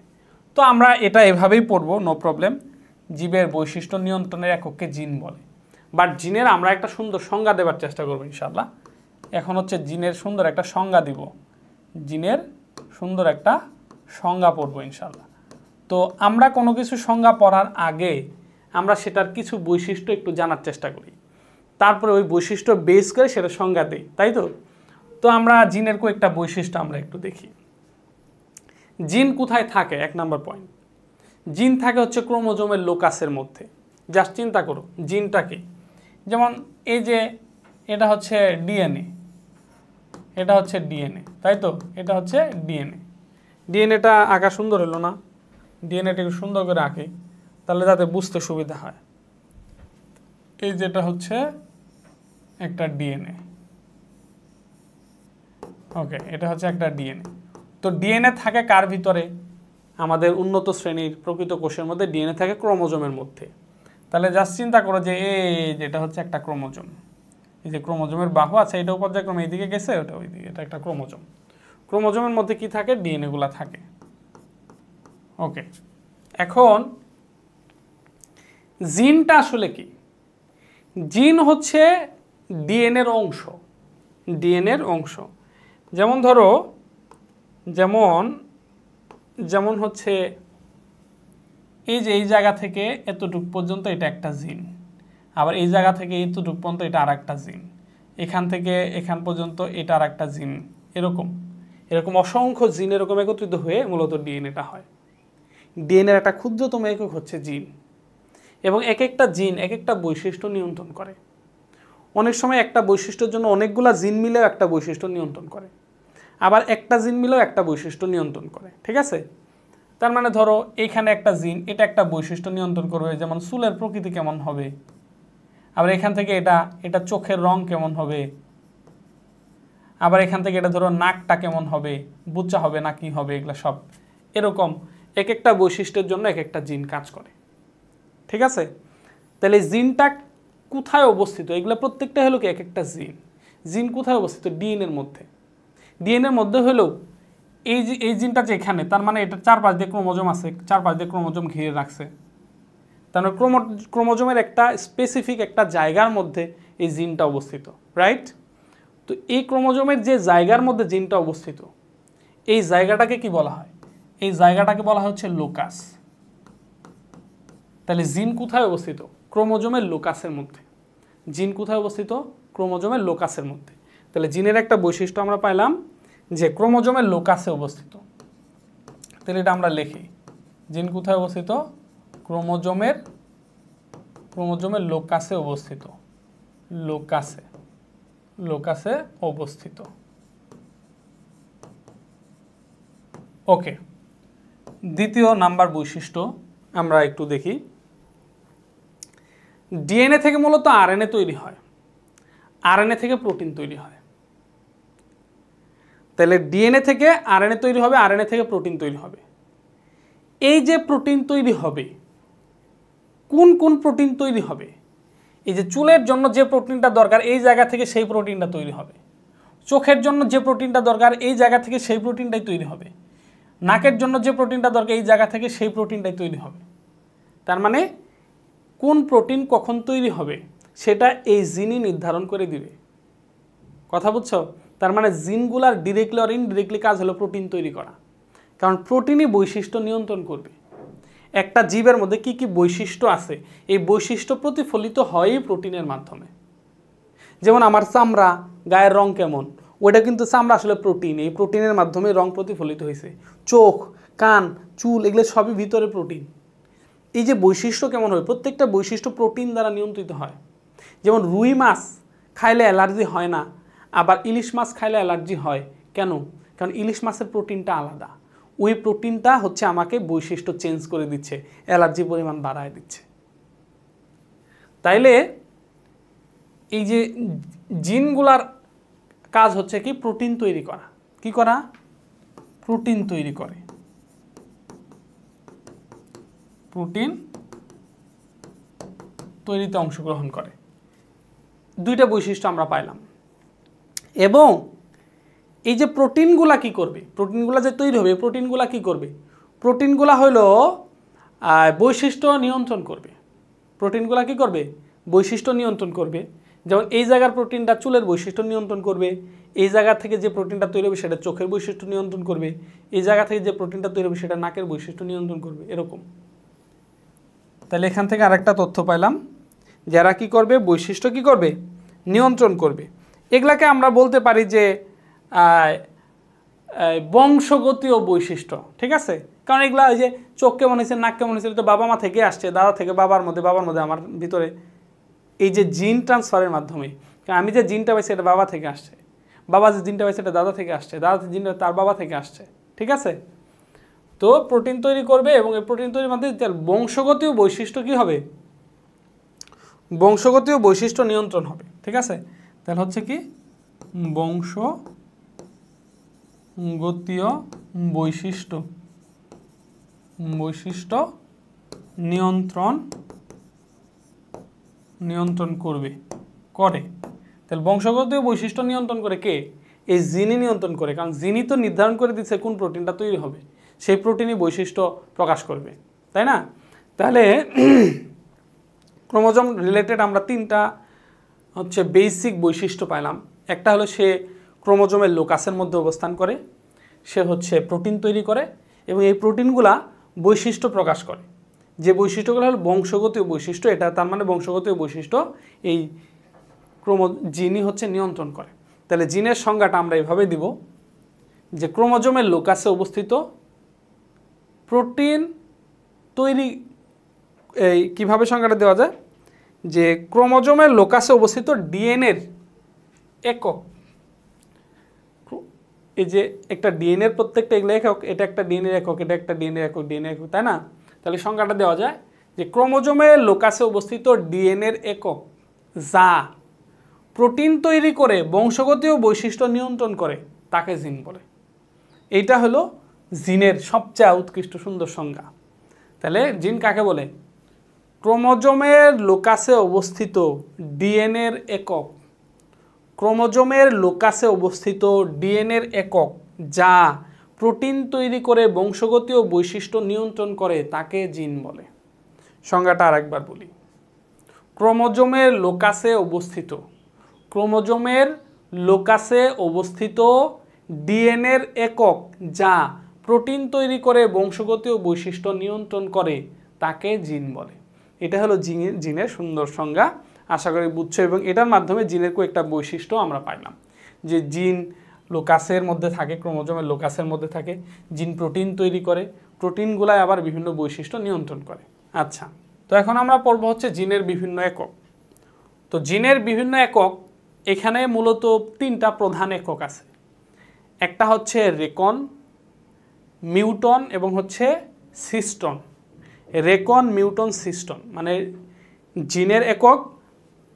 জিনের আমরা যদি জিনকে পার্ট পার্ট করি, তো জিনের মধ্যে আমরা পাবো হচ্ছে সিস্টন, এটা অনেক বড় একটা জিন, এটা হলো সিস্টন। ওই সিস্টনের ভিতরে আবার অনেকগুলা রেকন থাকে, মিউটন থাকে, রেপ্লিকন থাকে, ঠিক আছে। জাস্ট হচ্ছে ইমাজিন করো যে এটা হচ্ছে একটা ডিএনএ, এটা একটা ডিএনএ, ডিএনএর ভিতর অসংখ্য জিন আছে। সিস্টন হলো অনেক বড়, এটা হলো সিস্টন।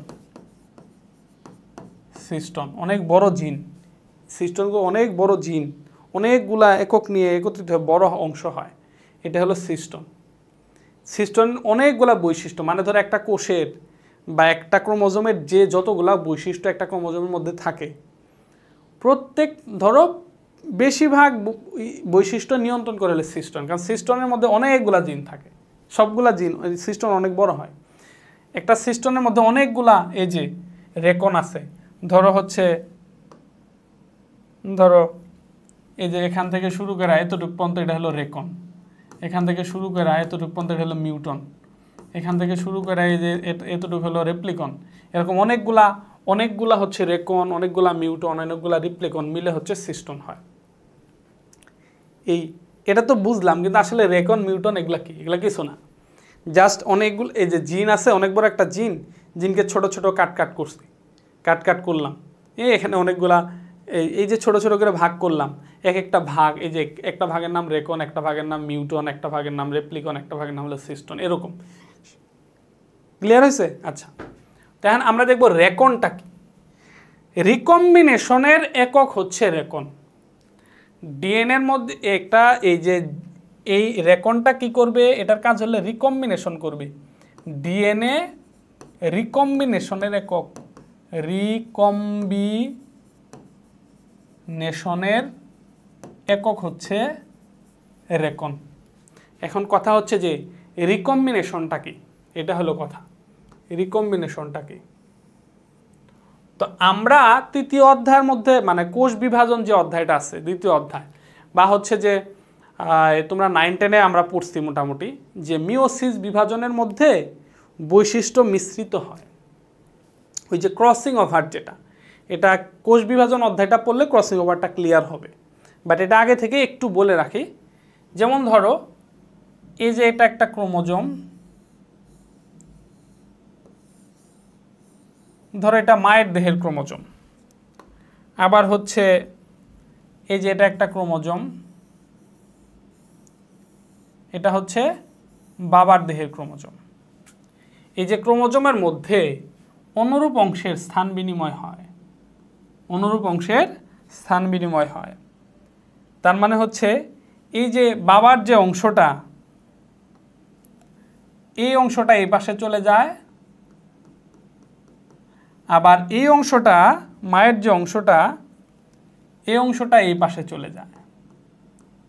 এই যে অনুরূপ অংশের স্থান বিনিময় হয়, এই অনুরূপ অংশের যে স্থান বিনিময় হলো মিওসিস বিভাজনের মধ্যে হয়, এই যে এটাকে ক্রসিং ওভার বলা হয়। এখানে জীবের মধ্যে বৈচিত্র্যতা আসে, এই বিষয়টা নিয়ন্ত্রণ করে হচ্ছে এই রেকন। আর এই যে এরকম যখন বৈশিষ্ট্য চেঞ্জ হয়, জীবের মধ্যে যখন বৈচিত্র্যতা আসে, এই পদ্ধতিটা হচ্ছে রিকম্বিনেশন।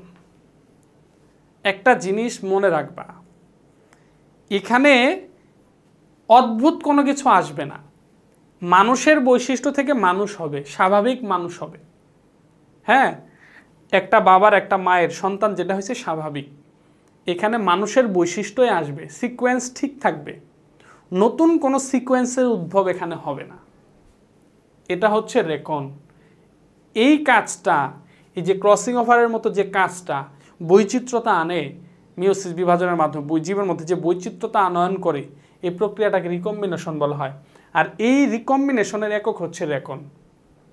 এটা তো একটা বৈশিষ্ট্য, এই যে আমার বৈশিষ্ট্য, আমার ভিতর থেকে যে আমার সন্তানের মধ্যে বৈশিষ্ট্য আসবে, সন্তানের বৈশিষ্ট্যের সাথে আমার বৈশিষ্ট্য মিল থাকবে, তবে ডিফারেন্স কিছু থাকবে। সে তো আমার মতো দেখতে হবে না, হুবহু আমার মতো হবে না, হুবহু আর মায়ের মতো হবে না, তুমি তোমার বাবার মতো না, মায়ের মতো না, বা কিছু একটা অংশ মায়ের মতো, কিছু একটা অংশ বাবার মতো, বাট তোমার ভিতরে তো একটা বৈচিত্র্যতা আসছে। তুমি তো তোমার বাবা না, তুমি তোমার মা না, আমার ভিতরে আমি আমার বাবা না, আমি আমার মা না, আমার ভিতরে একটা বৈচিত্র্যতা আসে। এই যে বৈচিত্র্যটা আসছে কিভাবে, এই যে এই প্রক্রিয়াটা হচ্ছে রিকম্বিনেশন, যেটা হলো রেকন জিনের মাধ্যমে হয়। জিনের যে একক যেটার নাম রেকন, ও এই কাজটা করে। ক্লিয়ার হয়েছে? ওকে, এর চেয়ে সুন্দর করে আর কেউ বোঝাবে না। এবার আসো মিউটন। মিউটনটা কি? এটা হলো ডিএনএর মিউটেশনের একক। মিউটনটা হচ্ছে কি ডিএনএর মিউটেশনের একক, মিউটেশনের একক। এখন কথা হলো যে এই যে মিউটেশনটা কি? রেকন ছিল রিকম্বিনেশনের একক, আর মিউটন হচ্ছে মিউটেশনের একক। এখন মিউটেশনটা কি? মিউটেশনটা হচ্ছে জেনেটিক ডিসঅর্ডার, কিছু রোগ যেটা সিকোয়েন্স চেঞ্জ করে দেয়। মিউটেশনের ফলে মানে বিবর্তনবাদী যারা আছে, আমরা যদি এটা বিশ্বাস করি না, এটা প্রমাণও নাই, মিউটেশনের ফলে হচ্ছে নতুন জীবের তৈরি হওয়ার সম্ভাবনা থাকে। যেমন মানুষ থেকে মানুষের জিনের মধ্যে এই যে মিউটেশন ঘটতে ঘটতে এক সময় মানুষের পেট থেকে অন্য কিছু আইলো। যেমন তারা ভাবে যে শিম্পাঞ্জি বা গরিলা থেকে মানুষ আসছে, শিম্পাঞ্জি থেকে মানুষ আসছে। ওই যে মিউটেশনের ফলে এই যে ডিএনএর মধ্যে যে একটা জিনের একক আছে, ওইটার নাম হচ্ছে মিউটন। ওইটার কাজ হলো ডিএনএর মধ্যে মিউটেশন ঘটানো, যাতে বৈশিষ্ট্যের মধ্যে পরিবর্তন আসে, সিকোয়েন্সের পরিবর্তন হয়, হয়ে একটা জীব থেকে অন্য আর একটা প্রজাতির সৃষ্টি হইতে পারে। এটা হচ্ছে মিউটন। ঠিক আছে, এইটা সত্য, আমরা ধরে নেই সত্য, বাট এটাই প্রমাণ করে না যে শিম্পাঞ্জি থেকে মানুষ আসছে, কারণ একটু পরেই এটার ব্যাখ্যা দিব, ওয়েট। এরপর আসলে রেপ্লিকন। একটু আগে আমরা বললাম যে ডিএনএ প্রতিলিপন হইলো, ডিএনএ রেপ্লিকেশন হইলো। তো এই যে ডিএনএ রেপ্লিকেশন যে হবে, একটা ডিএনএ থেকে আরেকটা ডিএনএ যে তৈরি হবে, এই পদ্ধতিটা নিয়ন্ত্রণ করবে হচ্ছে এই রেপ্লিকন। তার মানে রেপ্লিকন কি করবে? ডিএনএ রেপ্লিকেশন প্রক্রিয়াটা নিয়ন্ত্রণ করবে। রেপ্লিকেশন প্রক্রিয়াটা নিয়ন্ত্রণ করবে, ডিএনএ প্রতিলিপনটা। আর সিস্টনটা হচ্ছে কি? সিস্টনটা হচ্ছে অনেক বড় একটা, অনেক বড় জিন, অনেক লম্বা জিন। এই সিস্টনের ভিতরে অনেকগুলা রেকন এবং মিউটন এগুলা থাকে। তাইলে হচ্ছে এই সিস্টন হচ্ছে কি, এবং হচ্ছে সিস্টন এতই বড় যে অনেক বৈশিষ্ট্য সিস্টনের মধ্যে থাকে। জাস্ট যদি সহজেই বলি যে অনেকগুলা রেপ্লিকন, অনেকগুলা মিউটন, তারপরে হচ্ছে অনেকগুলা এই রেকন, এগুলা মিলে একটা সিস্টন হয়। ওকে, আচ্ছা, বুঝতে পারলাম আমরা মোটামুটি জিনের যে বিভিন্ন একক আছে, এগুলা কিন্তু এমসিকিউ এর জন্য খুবই ইম্পর্টেন্ট, বিশেষ করে ঢাবি, ইউনিভার্সিটি অ্যাডমিশন বা মেডিকেল অ্যাডমিশন, ডেন্টাল অ্যাডমিশনের জন্য এগুলো ইম্পর্টেন্ট আছে। তো পরবর্তী টপিকের মধ্যে আমরা যাব জিনের বিভিন্ন বৈশিষ্ট্য আমরা পড়ব। তো জিনের বৈশিষ্ট্য কয়েকটা বৈশিষ্ট্য ইতিমধ্যে আমরা পড়ছি, বাট আমরা আরও একটু নতুন করে বৈশিষ্ট্য পড়ব এবং একটু ব্যাখ্যা করার চেষ্টা করব। জিন হচ্ছে নিউক্লিক অ্যাসিড দ্বারা তৈরি। জাস্ট আমরা জিনের মধ্যে যাই, এই যে আমরা জিন বললাম, এই যে পার্টগুলো, এটা একটা জিন, এটা একটা জিন, এটা একটা জিন।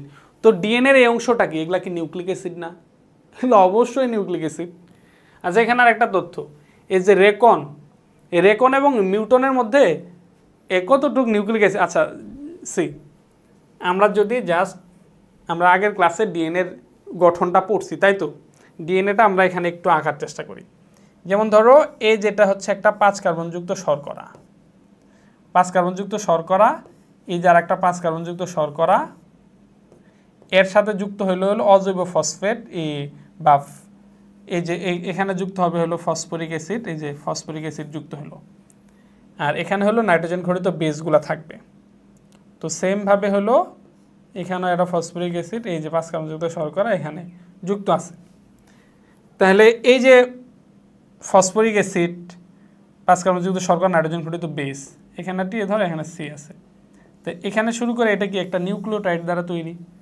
এই যে 5 কার্বনযুক্ত শর্করা, অজৈব ফসফেট আর নাইট্রোজেন ঘটিত বেস, এই তিনটাকে একত্রে কি বলা হয়? নিউক্লিওটাইড বলা হয়। এরকম অনেক, এটাও একটা কি, এটাও একটা নিউক্লিওটাইড। আবার জিন হচ্ছে কি, এই পাশে একটা নিউক্লিওটাইড আছে সেম, এই পাশে আর একটা নিউক্লিওটাইড আছে। এই যেটা হলো এক জোড়া, বা এখানে একটা নিউক্লিওটাইড বা 2 জোড়া। এই যে রেকন, এগুলো অনেক ছোট, এগুলা হয় 1 জোড়া বা 2 জোড়া নিউক্লিওটাইড দিয়ে রেকন হয়। 2 জোড়া নিউক্লিওটাইড দিয়ে হয় নিউক্লিওটাইড। তাহলে এই যে রেকন এবং মিউটন, এরা হচ্ছে কি 1 জোড়া বা 2 জোড়া নিউক্লিওটাইড দিয়ে হয়। তার মানে এই যেখানে 1 জোড়া, এই যে এখান থেকে শুরু করে এইটুকু একটা হলো রেকন, বা এই দুইটা মিলে এটা হচ্ছে একটা রেকন, বা এটা একটা মিউটন, মানে এরকম। মানে এই যে এখান থেকে শুরু করে এতটুকুর মধ্যে হচ্ছে একটা রেকন, বা এখান থেকে যে 1 জোড়া বা 2 জোড়া মিলে হচ্ছে একটা রেকন বা মিউটন, এরকম হয়। তাইলে এই যে ডিএনএরই তো অংশ, it's a part of DNA. তাহলে ডিএনএ কি? নিউক্লিক অ্যাসিড দ্বারা, ডিএনএ কি? এই যে পলিনিউক্লিওটাইড দ্বারা তৈরি। আর আমরা জানি যে এই যে ফসফরিক অ্যাসিড, 5 কার্বনযুক্ত শর্করা আর নাইট্রোজেন ঘটিত বেস, এই তিনটা একত্রিত হইলে এটাই কি? এটাই একটা নিউক্লিক অ্যাসিড। আমরা নিউক্লিক অ্যাসিড পড়ছি না? ডিএনএ তো নিউক্লিক অ্যাসিড, নিউক্লিক অ্যাসিড মানে কি? পলিনিউক্লিওটাইড দ্বারা তৈরি, তাই তো? তো নিউক্লিওটাইড, একটা নিউক্লিওটাইডই কিন্তু একটা নিউক্লিক অ্যাসিড। তো এটাই হচ্ছে কি একটা নিউক্লিক অ্যাসিড। তাহলে যেহেতু জিনও হচ্ছে ডিএনএ একটা নিউক্লিক অ্যাসিড, আর ডিএনএর একটা একক হচ্ছে জিন, অতএব জিনও কি দ্বারা তৈরি? নিউক্লিক অ্যাসিড দ্বারা তৈরি। ওকে, তাহলে এই যে জিনের একটা বৈশিষ্ট্য পাইলাম যে জিন হচ্ছে নিউক্লিক অ্যাসিড দ্বারা তৈরি। আচ্ছা, এরা প্রকৃত কোষের ক্রোমোজোমে অবস্থান করে। এই যে আমরা প্রথমেই পড়ছি যে এরা ক্রোমোজোমের মধ্যে থাকে, এবং ক্রোমোজোমের কোথায় থাকে? লোকাসের মধ্যে থাকে। ক্রোমোজোমের লোকাস, এক্স্যাক্টলি বলি এরা প্রকৃত কোষে ক্রোমোজোমে অবস্থান করে। এক্স্যাক্টলি যদি বলি তাহলে ক্রোমোজোমের ভিতরে লোকাসে অবস্থান করে, লোকাসে অবস্থান করে। বা এটা এক্স্যাক্টলি আরো একটু ক্লিয়ার করে বলা যায়, এরা প্রকৃত কোষে ক্রোমোজোমে অবস্থান করে, ক্রোমোজোমের যে স্থানে অবস্থান করে সেই স্থানটাকে লোকাস বলা হয়। আদি কোষের, আচ্ছা আদি কোষের তো আর ক্রোমোজোম নাই, আদি কোষের মধ্যে ক্রোমোজোম নাই, কি আছে? ডিএনএ আছে, বা নিউক্লিয় বস্তু আছে, বা যে প্লাজমিড আছে। তাহলে ওই প্লাজমিড বা নিউক্লিয় বস্তু ডিএনএ যেটা আছে ওটার ভিতরে থাকে। ক্রোমোজোম না থাকলে আর কেমনে থাকবে? ক্রোমোজোম থাকলে ক্রোমোজোমের ভিতরে ডিএনএ আছে, ওদের ভিতরে আছে। আর ক্রোমোজোম যদি নাই তাহলে ডিএনএ আছে, তাহলে ডিএনএর ভিতরেই আছে। ওকে, এটি জীবের প্রকরণ এবং পরিব্যক্তিতে মুখ্য ভূমিকা রাখে। এই যে প্রকরণ এবং পরিব্যক্তি, ভ্যারাইটি, বৈচিত্র্যতা। ওই যে বৈচিত্র্যতা কে আনছে একটু দেখো, রেকনের মাধ্যমে বৈচিত্র্যতা আসে, ভ্যারাইটি আসে, রিকম্বিনেশন ঘটে। আর হচ্ছে মিউটন হলো পরিব্যক্তি ঘটায়, যে মিউটেশন ঘটায়। মিউটেশন যদি ঘটে তখন জেনেটিক ডিসঅর্ডার হতে পারে। যেমন মানুষের অনেক সময় হিজড়া হয়, এটা হলো জেনেটিক ডিসঅর্ডার, এটা হলো মিউটেশন। বা কিছু বংশগত রোগের সৃষ্টি হয়, জিনের মধ্যে ইন্টারনাল চেঞ্জ এসে বিভিন্ন রোগের সৃষ্টি হয়। ওই যে বিভিন্ন রোগ, ওগুলা থেকে আস্তে আস্তে নতুন প্রকরণ সৃষ্টি হতে পারে, প্রজাতির সৃষ্টি হয়, পরিব্যক্তি ঘটে, এই যে মিউটেশন ঘটে যেটা। তাহলে প্রকরণ এবং পরিব্যক্তি। তাহলে প্রকরণে হচ্ছে কে ভূমিকা রাখে? ওই যে রেকন। আর পরিব্যক্তিতে ভূমিকা হচ্ছে মিউটন। জিন জীবের বিশেষ কোনো বৈশিষ্ট্য বংশানুক্রমিকভাবে বহন করে। এটাও আমরা এই যে মূল বৈশিষ্ট্যটা যখন পড়লাম, এই যে বংশগতীয় বৈশিষ্ট্য নিয়ন্ত্রণ করে জিনের মাধ্যমে। বাবার জিন আমার মধ্যে আসছে বলেই বাবার বৈশিষ্ট্য আমার মধ্যে আছে, আমার জিন আমার সন্তানের মধ্যে যাবে বলেই আমার সন্তানের মধ্যে আমার বৈশিষ্ট্য আছে। এই যে তাইলে হচ্ছে ওকে, তাহলে জিন হচ্ছে বিশেষ কোনো বৈশিষ্ট্য বংশানুক্রমিকভাবে গ্রহণ করে। ওকে, জীবের একক, জীবের একটি বৈশিষ্ট্যের জন্য এক বা একাধিক জিন দায়ী। এটা একটা জিন একটা বৈশিষ্ট্য নিয়ন্ত্রণ করতে পারে, আবার অনেকগুলা জিন মিলে একটা বৈশিষ্ট্য নিয়ন্ত্রণ করতে পারে। ঠিক আছে, যেমন মানুষের যে উচ্চতা আছে, এই যে মানুষের যে উচ্চতা, এই উচ্চতাটার জন্য প্রায় 700+ জিন প্রয়োজন হয়। 700+ জিনের একক একত্রিত হয়ে মানুষের উচ্চতা নির্ধারণ করে। এই জন্য বাবা যদি 5 ফুট 6 ইঞ্চি হয়, সন্তান যে 5 ফুট 6 ইঞ্চি হবে এটা কোনো নিশ্চয়তা নাই, কারণ এখানে অনেকগুলা জিন কাজ করে উচ্চতার জন্য। আবার আমাদের যে গায়ের রং আছে, গায়ের রং, এই গায়ের রঙের জন্য 3 থেকে 4টা জিন কাজ করে, 3 থেকে 4টা জিন কাজ করে। আবার কিছু কিছু জিন আছে একটা জিনই একটা বৈশিষ্ট্য বহন করে, যেমন আমাদের যে রক্তের গ্রুপ আছে, আমাদের যে রক্তের গ্রুপ আছে, এই রক্তের গ্রুপ হচ্ছে একটা জিন আছে, ওই জিনের নাম হলো ABO। এই ABO জিন দ্বারা রক্তের গ্রুপ নির্ধারিত হয়। এটা একটা জিনই একটা বৈশিষ্ট্য নির্ধারণ করে। তাহলে বোঝা গেল কি একটা বৈশিষ্ট্যের জন্য একটা জিনের মাধ্যমে একটা বৈশিষ্ট্য প্রকাশ পেতে পারে, অথবা একাধিক জিন মিলেও একটা বৈশিষ্ট্য প্রকাশ করতে পারে। এই কথাটা এখানে বলছে যে জীবের এক একটি বৈশিষ্ট্যের জন্য এক বা একাধিক জিন দায়ী। ওকে, একটি ক্রোমোজোমের অসংখ্য জিন, একটা ক্রোমোজোমের মধ্যে, তাহলে একটা ক্রোমোজোমের মধ্যে ডিএনএ থাকে, ডিএনএর মধ্যে কি আমরা দেখলাম ডিএনএর মধ্যে অসংখ্য জিন থাকে। যেমন হলো এই যে এখানেই দেখলাম, এই যে এটুক একটা ডিএনএর মধ্যে এখানে একটা জিন, এখানে একটা জিন, এখানে একটা জিন, তার মানে কতগুলা জিন এখানে আসলো। আচ্ছা, তাহলে আমরা কি পাইলাম? আমরা পাইলাম হচ্ছে একটা ক্রোমোজোমের মধ্যে অসংখ্য জিন থাকে। জিন ক্রোমোজোমের রৈখিক সজ্জাক্রমে বিন্যস্ত থাকে, মানে জিন একটা নির্দিষ্ট সিকোয়েন্স মেনটেন করেই জিনটা অবস্থান করবে।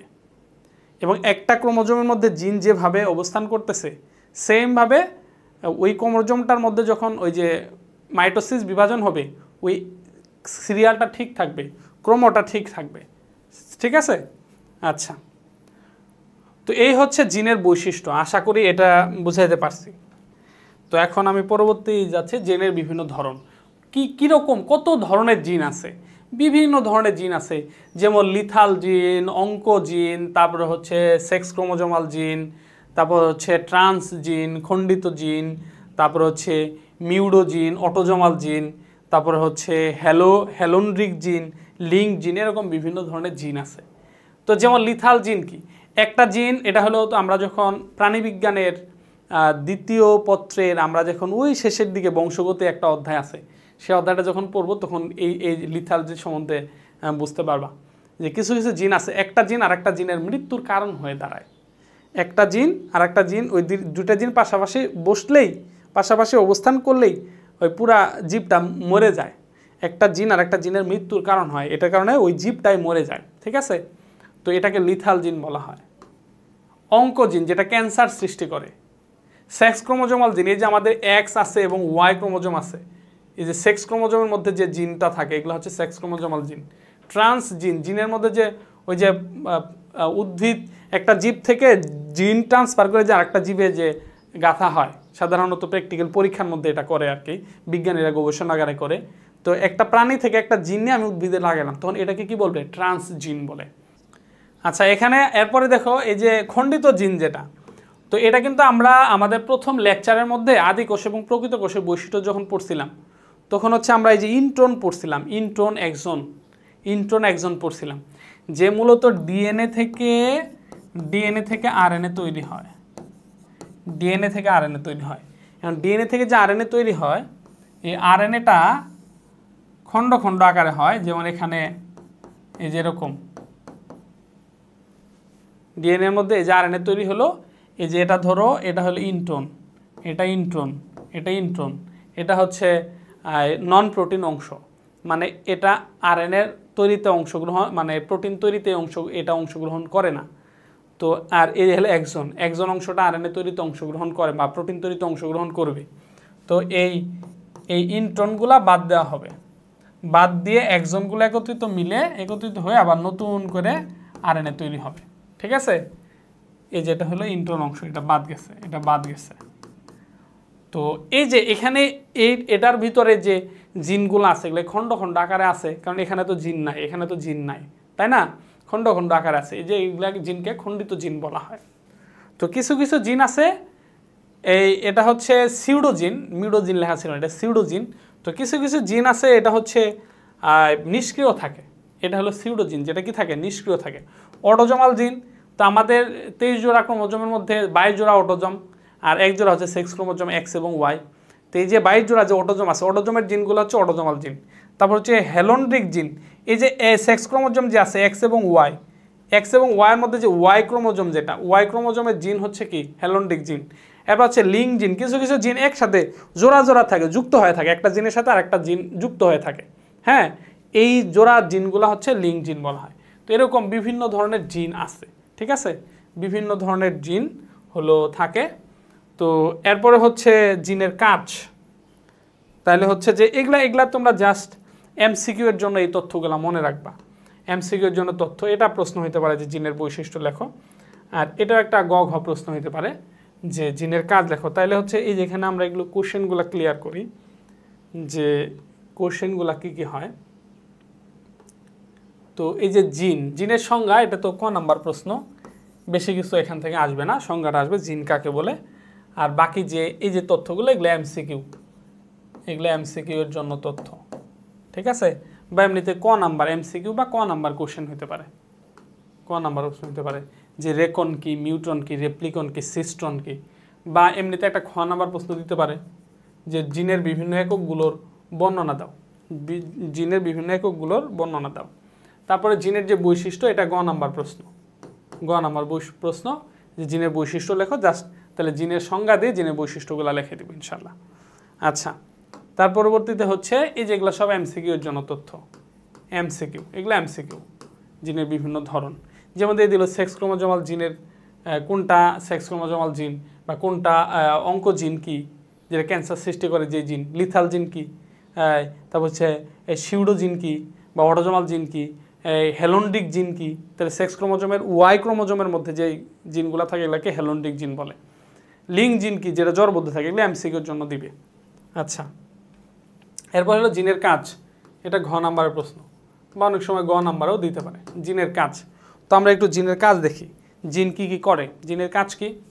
জিন জীবদেহের যাবতীয় বাহ্যিক বৈশিষ্ট্য ফিনোটাইপ প্রকাশকে নিয়ন্ত্রণ করে। এই যে ফিনোটাইপ কি, ফিনোটাইপ কি, যেমন ফিনোটাইপকে এটা একটু বোঝায়। যেমন এক্স ওয়াই সেক্স ক্রোমোজোম, আমি লিখছি এক্স ওয়াই, আমার ভিতরে যে সেক্স ক্রোমোজোম আছে, তুমি কি ক্রোমোজোম দেখতে পাইতেছো? না, দেখতে পাও না। যেহেতু আমি ছেলে, তার মানে আমার ভিতরে সেক্স ক্রোমোজোম হিসেবে একটা এক্স আছে, একটা ওয়াই আছে, রাইট। প্রত্যেকটা কোষের যে ক্রোমোজোম আছে, ক্রোমোজোমের ভিতরে সেক্স ক্রোমোজোমের মধ্যে একটা এক্স আছে, একটা ওয়াই আছে, একটা এক্স একটা ওয়াই, রাইট। এটা কিন্তু আমি দেখতে পাইতেছি না, বাট আমি যে ছেলে এটা তুমি বুঝতে পারতেছো। এই যে যেটা দেখে তুমি বুঝতে পারতেছো, এটার নাম ফিনোটাইপ। ফিনোটাইপ দেখা যায়, ফিনোটাইপ ফিল করা যায়। এই যে আমার উচ্চতা দেখা যায়, আমার গায়ের রং দেখা যায়, আমার চুল কেমন সেটা দেখা যায়, এটা হচ্ছে ফিনোটাইপ। বাট আমার গায়ের রংটা কোন জিনের কারণে হয়েছে সেই জিনটা দেখা যাচ্ছে না, ওটা হলো জিনোটাইপ। আমি যে ছেলে হয়েছি এক্স ওয়াইয়ের কারণে, এক্স ওয়াই দেখা যাচ্ছে না, যখন আমি এক্স ওয়াইকে লিখছি তাহলে এটা জিনোটাইপ। আর যখন এক্স ওয়াইয়ের কারণে আমি লিখলাম এটা ছেলে, যেটা দেখা যাচ্ছে, এটা হচ্ছে ফিনোটাইপ। ফিনোটাইপ দেখা যায়। তাহলে যে জিন কর্তৃক যে বৈশিষ্ট্যগুলো নিয়ন্ত্রিত হবে, এই বৈশিষ্ট্যগুলো কি সবগুলো বৈশিষ্ট্য দেখা যাবে, প্রকাশ পাবে। তাহলে জিন জীবদেহের যাবতীয় বৈশিষ্ট্যের ফিনোটাইপ প্রকাশকে নিয়ন্ত্রণ করে। জিন জীবের সাংগঠনিক ও বিপাকীয় বৈশিষ্ট্যকে প্রোটিন, এনজাইম অথবা হরমোন সংশ্লেষণের মাধ্যমে প্রকাশ করে।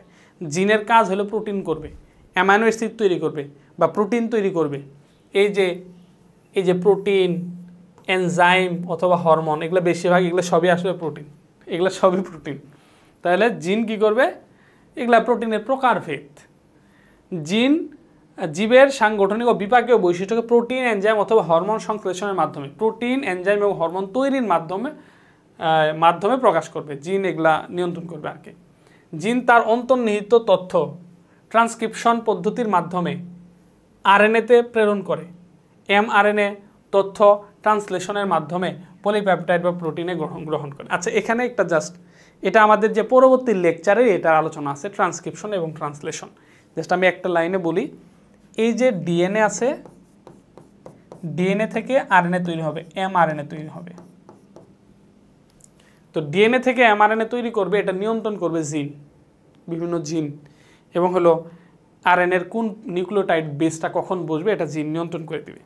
যে ডিএনএ থেকে আরএনএ তৈরির প্রক্রিয়াটাই হচ্ছে ট্রান্সক্রিপশন। এটা হচ্ছে কি ট্রান্সক্রিপশন, ট্রান্সক্রিপশন, ট্রান্সক্রিপশন ক ট্রান্সক্রিপশন। আচ্ছা, এটা ভালো করে লিখে, হ্যাঁ, ট্রান্সক্রিপশন, ক্রিপশন, ট্রান্সক্রিপশন। ডিএনএ থেকে আরএনএ তৈরির প্রক্রিয়া হচ্ছে ট্রান্সক্রিপশন। এখন কি হবে, এই আরএনএ থেকে আবার কি তৈরি হবে, প্রোটিন তৈরি হবে। আরএনএ থেকে প্রোটিন তৈরি হবে, এই প্রক্রিয়াটা হচ্ছে ট্রান্সলেশন। ট্রান্সলেশন। তো একটু আগে আমরা বললাম যে এই যে ডিএনএর যে প্রোটিন যে তৈরি করবে, জিনটা কি করবে, প্রোটিন তৈরি করবে। তাহলে প্রোটিন তৈরি করার প্রক্রিয়াটা হচ্ছে কি, ট্রান্সলেশন। এবং প্রোটিনটা কি, অ্যামাইনো অ্যাসিডের পলিমার। অনেকগুলা পলিপেপটাইড, পেপটাইড মানে প্রোটিন, পেপটাইনের মানে একক, যেটা প্রোটিনের যে একক, ছোট একক, মনোমার, অনেকগুলা প্রোটিনের মনোমার যুক্ত হয়ে পলিপেপটাইড হবে, বা অনেকগুলো অ্যামাইনো অ্যাসিড একত্রিত হয়ে প্রোটিন তৈরি হবে। অনেকগুলো অ্যামাইনো অ্যাসিড একসাথে যুক্ত হয়ে প্রোটিন তৈরি হবে। এই যে পেপটাইড চেইন, পলিপেপটাইড চেইন বা পলিপেপটাইড আর প্রোটিন একই জিনিস, ঠিক আছে, বা অ্যামাইনো অ্যাসিডের পলিমার একই জিনিস। তাহলে জিন তার অন্তর্নিহিত তথ্য ট্রান্সলেশন পদ্ধতি, এই যে ট্রান্সক্রিপশনটা যে হলো, এই যে ট্রান্সক্রিপশন পদ্ধতিতে, তাহলে এই যে ট্রান্সক্রিপশন পদ্ধতিতে কি হবে, ট্রান্সক্রিপশন পদ্ধতিতে জিন তার বৈশিষ্ট্যগুলো এমআরএনএতে স্থানান্তর করে দিবে, আর ট্রান্সলেশন পদ্ধতিতে এমআরএনএ হতে প্রোটিন তৈরি হবে। তার মানে এই যে ডিএনএর বৈশিষ্ট্যটা এই যে প্রোটিনের মধ্যে যা প্রকাশ পাবে। তো ডিএনএর বৈশিষ্ট্যটা, যে আমার ভিতরে যে ডিএনএ, এই ডিএনএটার বৈশিষ্ট্য যে চামড়ার গায়ের রঙের মাধ্যমে প্রকাশিত হয়েছে কীভাবে, প্রথমে ডিএনএ থেকে এমআরএনএ তৈরি হবে, ডিএনএ থেকে বৈশিষ্ট্যটা এমআরএনএর মধ্যে যাবে, এমআরএনএ থেকে প্রোটিন তৈরি হবে, পরবর্তীতে এই এমআরএনএ থেকে এই বৈশিষ্ট্যটা প্রোটিনের মধ্যে স্থানান্তরিত হবে। তো এই যে ডিএনএ থেকে এমআরএনএ তৈরি প্রক্রিয়াটা হলো ট্রান্সক্রিপশন, এমআরএনএ থেকে প্রোটিন তৈরি প্রক্রিয়াটা হচ্ছে ট্রান্সলেশন। এটা দুইটাই আলাদা আলাদা গ নাম্বারের বড় বড় প্রশ্ন, গ ঘ নাম্বারের বড় বড় প্রশ্ন, যে দুইটাই এতটাই ইম্পর্টেন্ট যে শুধু এই দুইটা টপিকের জন্য আমি একটা লেকচার আলাদা করে রাখছি। তোমাদের পরবর্তী লেকচার শুধু এই দুইটা টপিক নিয়ে, এবং ওই লেকচারের মাধ্যমে অধ্যায় শেষ, ঠিক আছে। তাহলে হচ্ছে এই যে এটাই এখানে কথা বলছে যে ডিএনএ ট্রান্সক্রিপশন পদ্ধতিতে জিনগুলা কি করবে, বৈশিষ্ট্য এমআরএনএতে স্থানান্তর করবে, আবার এই এমআরএনএ থেকে বৈশিষ্ট্যগুলা প্রোটিনের মধ্যে স্থানান্তরিত হবে। কারা করবে, জিন করবে। আচ্ছা, কোষের সব ধরনের আরএনএ ও প্রোটিন উৎপাদনে মুখ্য ভূমিকা আরএনএ, যে এই যে ডিএনএ থেকে আরএনএ তৈরি হয়, এটাতে ভূমিকা কে রাখে, জিন। আবার আরএনএ থেকে প্রোটিন তৈরি হবে, কে ভূমিকা রাখবে, জিন। জিন প্রজাতির নির্দিষ্ট বৈশিষ্ট্য সংরক্ষণ নিশ্চিত করে। জীবের সব বৈশিষ্ট্য তো জিনই নির্ধারণ করতে, সেই তো নিশ্চিত করবে আমার সন্তানের বৈশিষ্ট্য কেমন হবে, আমার থেকে যে জিনগুলো আমার সন্তানের মধ্যে যাবে সেই নির্ধারণ করবে তার বৈশিষ্ট্য কেমন হবে। তো এগুলো হলো জিনের কাজ। তো এখন আমরা পড়ব হচ্ছে জিনোম। তো জিনোমটা কি, এটা বোঝার আগে একটু ভালো করে একটা জিনিস খেয়াল করো। যেমন মানুষের শরীরের মধ্যে টোটাল হলো 23 জোড়া ক্রোমোজোম আছে, ভালো করে খেয়াল করো, 23 জোড়া, 23 জোড়া। 23 জোড়ার ভিতরে 22 জোড়া হচ্ছে অটোজোম, 22 জোড়া হচ্ছে অটোজোম, আর 1 জোড়া হচ্ছে সেক্স ক্রোমোজোম। তো ছেলে মানুষের ক্ষেত্রে যদি হিসাব করি তাহলে হচ্ছে XY। তাহলে 22 জোড়া আছে, জোড়া। এই 22টা জোড়া, যেমন ধরো তার ভিতরে ধরো একটা জোড়া এই যেরকম, ধরো একটা জোড়া এরকম, হ্যাঁ, এই যে এক জোড়া, এই যে আবার আর একটা জোড়া ধরো এই যে এরকম,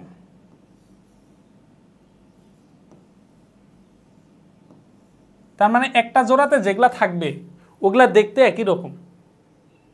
এই জোড়ার মধ্যে যতগুলা ক্রোমোজোম আছে, এই ক্রোমোজোমের মধ্যে যতগুলা জিন আছে, এই ক্রোমোজোমগুলো সেমভাবে ওই একই ক্যাটাগরির অতগুলা জিনই আছে, ঠিক আছে। তো তাইলে এই যে টোটাল 22 জোড়া আছে, 22 জোড়া থেকে আমি 22টা ক্রোমোজোম নিব, প্রত্যেকটা জোড়া থেকে যদি আমি একটা করে নিই, এক সেট করে ক্রোমোজোম নিব আমরা, এক সেট করে ক্রোমোজোম নিলে আমি 22টা ক্রোমোজোম পাবো, বা 22টা অটোজোম পাবো। এখানে অটোজোম, যেহেতু এই 22 জোড়া হচ্ছে কি অটোজোম, অটোজোম, তাহলে 22টা অটোজোম পাইলাম। আর এখানেতে দুইটা তো সেম না, এটা একসাথে বসলে দুইটা কিন্তু আলাদা আলাদা, একটা এক্স আর একটা ওয়াই। তাহলে আমাকে এক্সের ডিফারেন্ট কাইন্ড অফ সেটই নিতে হবে। তাহলে আমি একটা হচ্ছে সাথে একটা এক্স নিব আর একটা ওয়াই নিব। তাহলে টোটাল ক্রোমোজোম আমার কয়টা হলো, এক সেট করে ক্রোমোজোম আমি নিলাম, আমার টোটাল ক্রোমোজোম 22 জোড়া থেকে 22টা এক্স আর ওয়াই, টোটাল করলো 22 থেকে 24, টোটাল 24টা ক্রোমোজোম, টোটাল 24টা ক্রোমোজোম মানে ডিফারেন্ট কাইন্ড অফ ক্রোমোজোম আমার শরীরের মধ্যে আছে।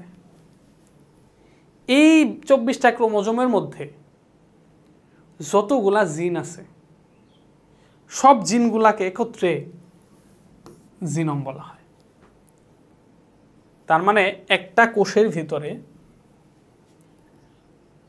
সবগুলা ক্রোমোজোমের যদি আমরা এক সেট করে ক্রোমোজোম নিই, ঠিক আছে,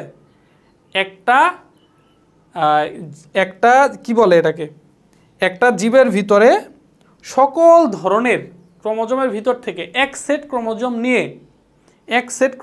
নিয়ে এর ভিতরে যত জিন থাকবে এই জিনগুলাকে একত্রে জিনোম বলা হয়। তার মানে হচ্ছে আমার শরীরের ভিতর বা আমার একটা কোষের মধ্যে যত রকমের জিন আছে প্রত্যেকটা জিনকে একত্রিত করে জিনোম বলা হয়। তাহলে জিনোমের সংজ্ঞাটা কি হলো? জিনোমের সংজ্ঞা হচ্ছে কোনো প্রজাতির কোষে বিদ্যমান সকল ধরনের এক সেট ক্রোমোজোমে বিদ্যমান সকল জিনের সমষ্টিকে, তাহলে সকল জিনের এক সেট ক্রোমোজোম, সকল জিনের এক সেট ক্রোমোজোমে, হ্যাঁ, জিনের সমষ্টিকে, এক সেট ক্রোমোজোম যতগুলা জিন আছে জিনের সমষ্টিকে হচ্ছে এই যে জিনোম বলা হয়, জিনোম বলে। মানে আমার একটা কোষের মধ্যে যত রকমের জিন আছে এই জিনের যে সমষ্টি, এই সমষ্টিটাকে কি বলা হয়? জিনোম বলা হয়। ওকে, তো এই জিনোম সংক্রান্ত চমৎকার কিছু তথ্য আছে। চমৎকার কিছু তথ্য হলো এই যে মানুষের শরীরের যে জিনোম, এই জিনোমের এখন থেকে মানে 2% মানুষ হচ্ছে এটা গবেষণা করে বের করতে পারছে। 2% বৈশিষ্ট্য বিজ্ঞানীরা এখন পর্যন্ত বের করতে পারছে। 2% বৈশিষ্ট্য বিজ্ঞানীরা এখন পর্যন্ত বের করতে পারছে আর কি। হ্যাঁ, মানে 2% বৈশিষ্ট্য প্রকাশিত। আর এখন পর্যন্ত জিনোমের 98% বৈশিষ্ট্য বিজ্ঞানীরা এখনো প্রকাশ করতে পারে নাই। গবেষণা এখনো চলতেছে, মানে এখন পর্যন্ত পৃথিবীর ইতিহাসে গবেষণা করে মাত্র 2% বের করতে পারছে, 98% এখনো বের করতে পারে নাই। এই বৈশিষ্ট্যগুলো আছে কি? অপ্রকাশিত। 98% বৈশিষ্ট্য এখন কি আছে? অপ্রকাশিত আছে। তাহলে হচ্ছে যে এখন পর্যন্ত মানুষের জিনোমের মধ্যে যতগুলা জিন আছে তার ভিতরে 2% জিনের বৈশিষ্ট্য মানুষ প্রকাশ করতে পারছে, আর 98% জিনের বৈশিষ্ট্য এখন পর্যন্ত অপ্রকাশিত আছে। বিজ্ঞানীরা এখনও বৈশিষ্ট্য প্রকাশ করতে পারে নাই। এখানে আবুল হাসান স্যারের বইয়ের মধ্যে লেখছে যে 98% জিন নিষ্ক্রিয় থাকে। দেখো,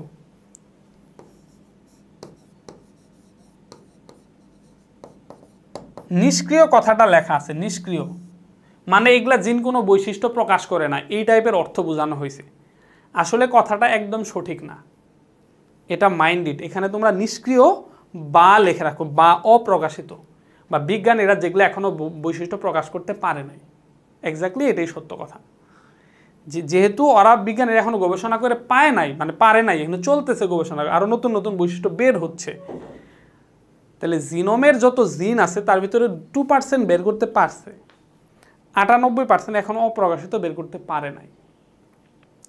এই যে 2% বৈশিষ্ট্য যে বের করতে পারছে, এর ভিতরে একটা মানুষের সাথে আর একটা মানুষের বৈশিষ্ট্যের মিল কত? এই যে 2% যে বের করতে পারছে, এই 2%-এর ভিতরে একটা মানুষের থেকে আর একটা মানুষের মধ্যে 99.9% মিল, আর 0.1% হচ্ছে কি? 0.1% হচ্ছে অমিল। দেখো, একটা মানুষের সাথে একটা মানুষের মিলে না, একটা মানুষের সাথে একটা বৈশিষ্ট্য, একটা মানুষের সাথে একটা মানুষের চেহারা মিলে না, নাক মিলে না, মুখ মিলে না, চোখ মিলে না, কণ্ঠ মিলে না, চুল মিলে না, কিছুই মিলে না।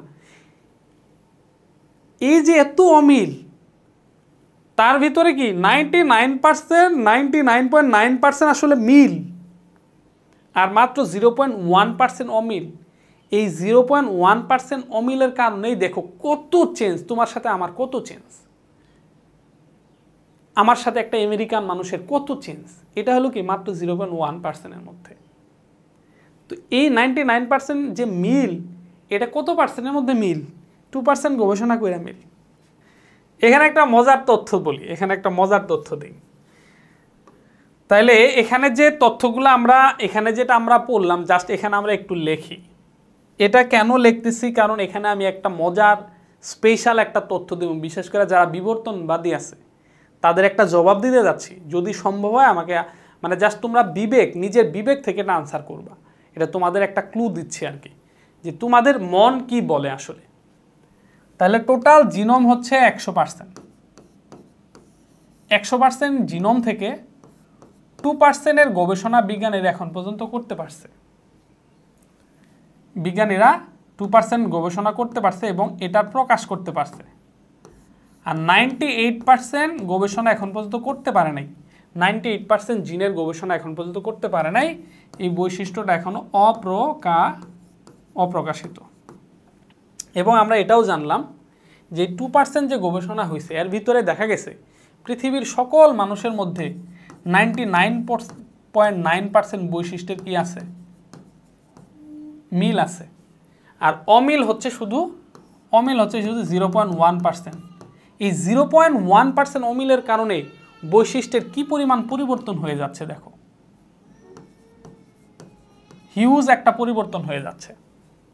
এখন দেখো, আর মানুষের যে 2% যে গবেষণা হয়েছে মানুষের জিন, এই 2% গবেষণার কইরা পরবর্তীতে দেখা গেছে যে মানুষের জিনের সাথে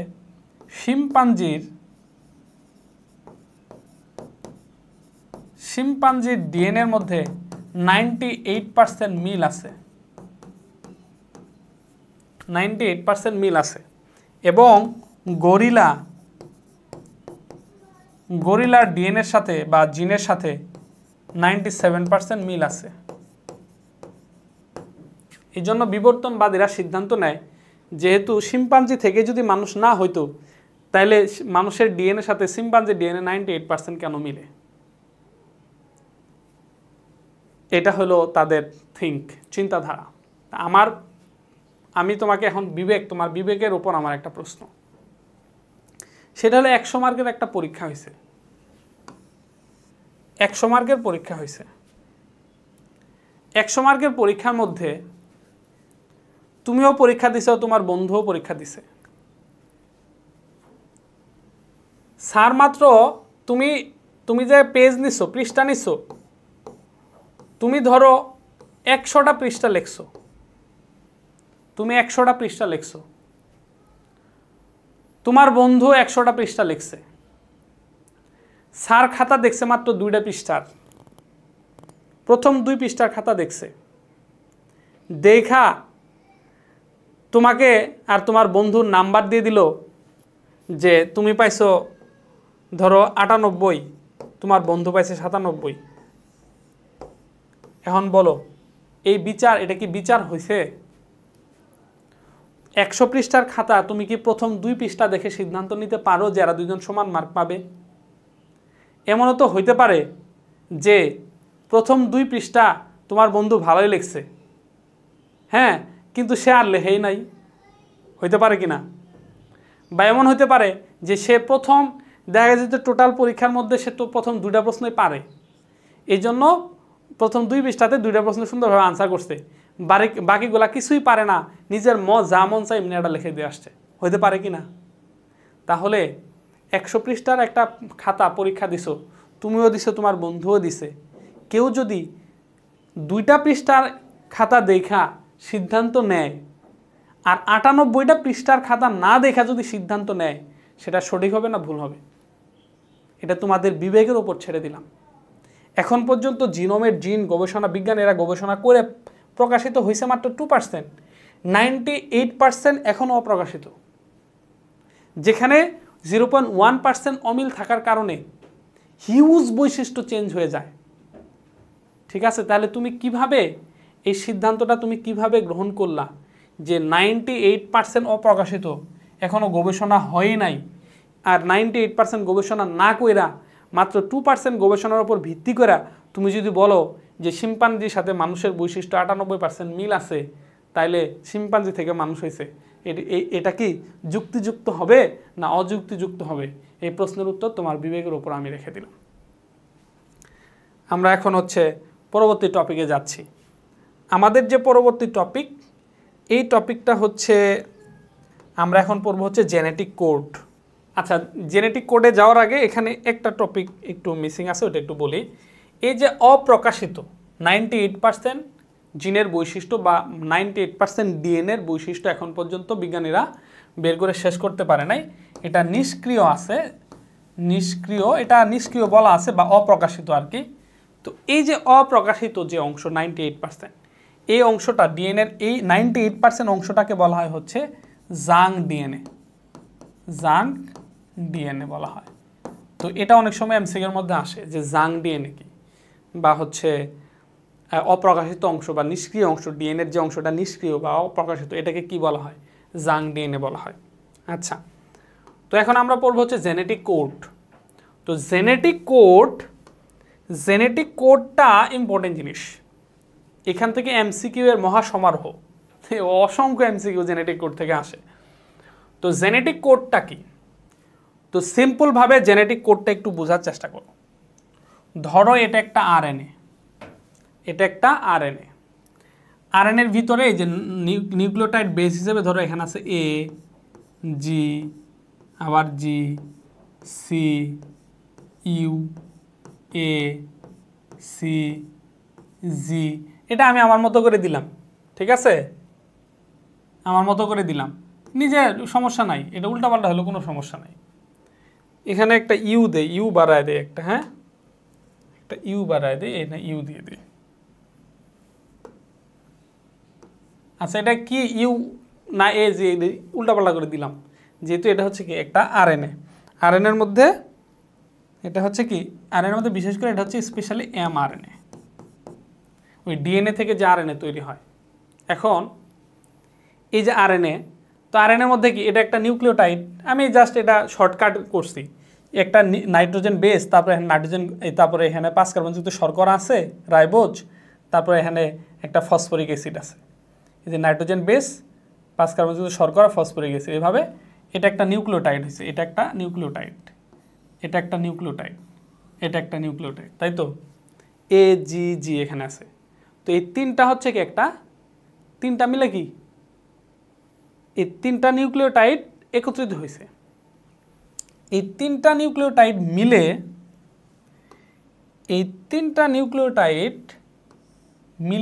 ওরা একটা অ্যামাইনো অ্যাসিড তৈরি করবে, একটা অ্যামাইনো অ্যাসিড কি করবে? তৈরি করে। কয়টা? তাহলে এই যে এমআরএনএ যে আছে, আমরা জানি কি, আমরা একটু আগে আমরা পড়ছি, সেটা হলো কি, এই যে ডিএনএ থেকে এমআরএনএ তৈরি হয়, এই প্রক্রিয়াটাকে কি বলে? ট্রান্সক্রিপশন। নেক্সট ক্লাসে আমরা পড়ব। এবং এই এমআরএনএ থেকে কি তৈরি হয়? প্রোটিন তৈরি হয়। এই প্রক্রিয়াটাকে কি বলে? ট্রান্সলেশন। এই যে এমআরএনএ, এটা একটা এমআরএনএ, এটা একটা কি এমআরএনএ। এমআরএনএ থেকে যে প্রোটিন তৈরি হবে, প্রোটিন মূলত কি অ্যামাইনো অ্যাসিডের পলিমার। প্রোটিন কি অ্যামাইনো অ্যাসিডের পলিমার, রাইট? প্রোটিন অ্যামাইনো অ্যাসিডের পলিমার, অনেকগুলো অ্যামাইনো অ্যাসিড একত্রিত হয়ে প্রোটিন হবে। তো এটা এই যে পরবর্তী ক্লাসে গেলে একেবারে ক্লিয়ার হবে। জাস্ট এখানে একটু বলে রাখি, এই যে আরএনএটা যে আছে, এই যে তিনটা নিউক্লিওটাইড মিলে একটা গ্রুপ হয়েছে, এই গ্রুপটা একটা অ্যামাইনো অ্যাসিড আনবে। এই তিনটা মিলে আরেকটা অ্যামাইনো অ্যাসিড আনবে, এই তিনটা মিলে আরেকটা অ্যামাইনো অ্যাসিড আনবে। এভাবে অনেকগুলো অ্যামাইনো অ্যাসিড একত্রিত হবে, হয়ে প্রোটিন তৈরি হবে। কথা কি বুঝছো? তাইলে এই যে এই একটা গ্রুপ, তিনটা নিউক্লিওটাইডের একটা গ্রুপ একটা অ্যামাইনো অ্যাসিড তৈরি করে, তিনটা নিউক্লিওটাইডের একটা গ্রুপ একটা অ্যামাইনো অ্যাসিড তৈরি করে। এই যে তিনটা নিউক্লিওটাইডের একটা যে গ্রুপ, এই গ্রুপটাই হচ্ছে একটা জেনেটিক কোড। তার মানে এটা একটা জেনেটিক কোড, এটা একটা জেনেটিক কোড, এটা একটা জেনেটিক কোড। তার মানে জেনেটিক কোড হয় হচ্ছে তিনটা নিউক্লিওটাইড মিলিয়ে। এই জন্য জেনেটিক কোডকে ট্রিপলেট কোডও বলা হয়। ট্রিপলেট কোড বলা হয় কেন? কারণ জেনেটিক কোড গঠিত হয় তিনটা নিউক্লিওটাইড নিয়ে, এবং তিনটা নিউক্লিওটাইড মিলে একটা গ্রুপ হয়েছে। এই গ্রুপটা একটা অ্যামাইনো অ্যাসিড আনবে। তার মানে এই গ্রুপটার একটা নির্দিষ্ট বৈশিষ্ট্য থাকবে। এই যে একটা অ্যামাইনো অ্যাসিড আনছে, এই যে একটা অ্যামাইনো অ্যাসিড আনছে, এই একটা অ্যামাইনো অ্যাসিড, এগুলা কিন্তু কোনো অ্যামাইনো অ্যাসিডের সাথে কোনো অ্যামাইনো অ্যাসিড মিলবে না, এক এক রকমের অ্যামাইনো অ্যাসিড আনতে পারবে। এই জন্য একটা জেনেটিক কোড আলাদা একটা বৈশিষ্ট্য প্রকাশ করবে। কথা কি বুঝছো? তাইলে হচ্ছে এই যে এটা হলো জেনেটিক কোড। তাহলে জেনেটিক কোডের সংজ্ঞাটা আমরা কিভাবে দিতে পারি? জেনেটিক কোডের সংজ্ঞা হবে যে এই যে mRNA আছে, mRNAর নিউক্লিওটাইডের একটা গ্রুপ, mRNA নিউক্লিওটাইডের একটা গ্রুপ যা একটা অ্যামাইনো অ্যাসিড তৈরি করে, এই গ্রুপটাকেই জেনেটিক কোড বলা হয়। তাহলে জেনেটিক কোড কাকে বলে? mRNAর নিউক্লিওটাইডের যে গ্রুপ একটি অ্যামাইনো অ্যাসিড তৈরি করে, mRNAর বা আমরা সরাসরি বলতে পারি নিউক্লিওটাইডের যে একটি গ্রুপ একটি অ্যামাইনো অ্যাসিড তৈরি করে, এই গ্রুপটাকে জেনেটিক কোড বলা হয়। তাহলে জেনেটিক কোড কাকে বলে? জেনেটিক কোড কাকে বলে? যে নিউক্লিওটাইড অণুর একটি গ্রুপ। জেনেটিক কোডের সংজ্ঞাটা একটু এখানে লিখি। নিউক্লিওটাইড বা আরএনএর নিউক্লিওটাইড অণুর একটি গ্রুপ। আরএনএর স্পেশালি যদি আমরা বলি তাহলে mRNAর নিউক্লিওটাইড অণুর একটি গ্রুপ, যা একটি প্রোটিন তৈরি করে। কয়টা? একটি অ্যামাইনো অ্যাসিড তৈরি করে। একটি অ্যামাইনো অ্যাসিড তৈরি করে, তাকে জেনেটিক কোড বলে।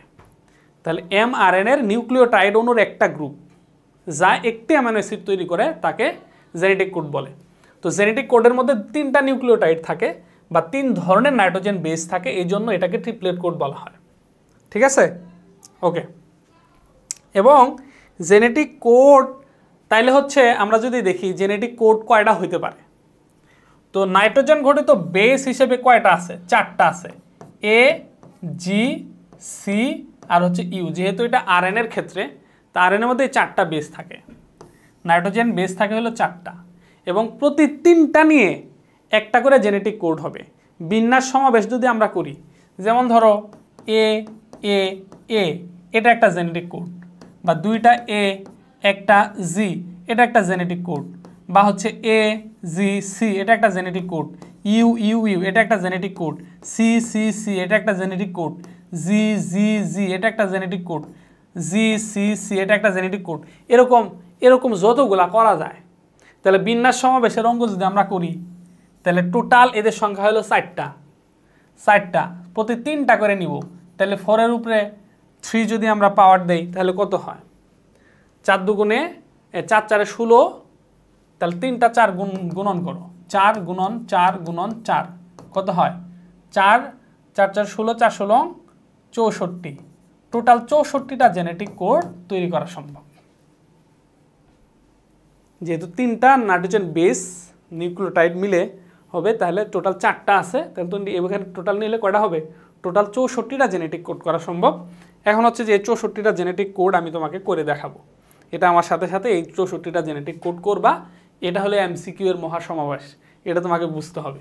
এটা আমি কিন্তু টাইপিস দিয়ে উঠাইতে পারতাম, বাট উঠাই নাই। কেন? কারণ এটা তোমাকে বুঝতে হবে। তো আমরা হচ্ছে জেনেটিক কোডগুলো দিয়ে দেখবো। জেনেটিক কোডগুলো আমরা এখন সুন্দরভাবে এটা করার চেষ্টা করব। তাহলে আমি প্রথমে এই যে একটা দাগ দিই, আমার সাথে সাথে তুমিও দাগ দিয়ে ফেলো। বড় করে একটা বক্স করলাম, তারপরে হচ্ছে আমি এখন কি করব? এগুলো আর একটু ছোট করে দিই,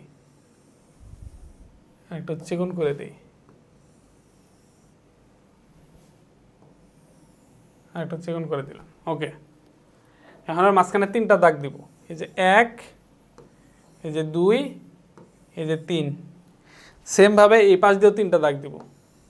এই যে 1, এই যে 2, এই যে 3। ঠিক আছে? ওকে, এখন আমাকে ক্রমধারাটা দেয় UCAG। UCAG এটা মনে রাখো। এই যে এটা হলো UCAG, এটা মনে রাখবা, এই সিরিয়াল মিস করা যাবে না। UCAG এভাবে লিখতে হবে। তাহলে এখানে UCAG।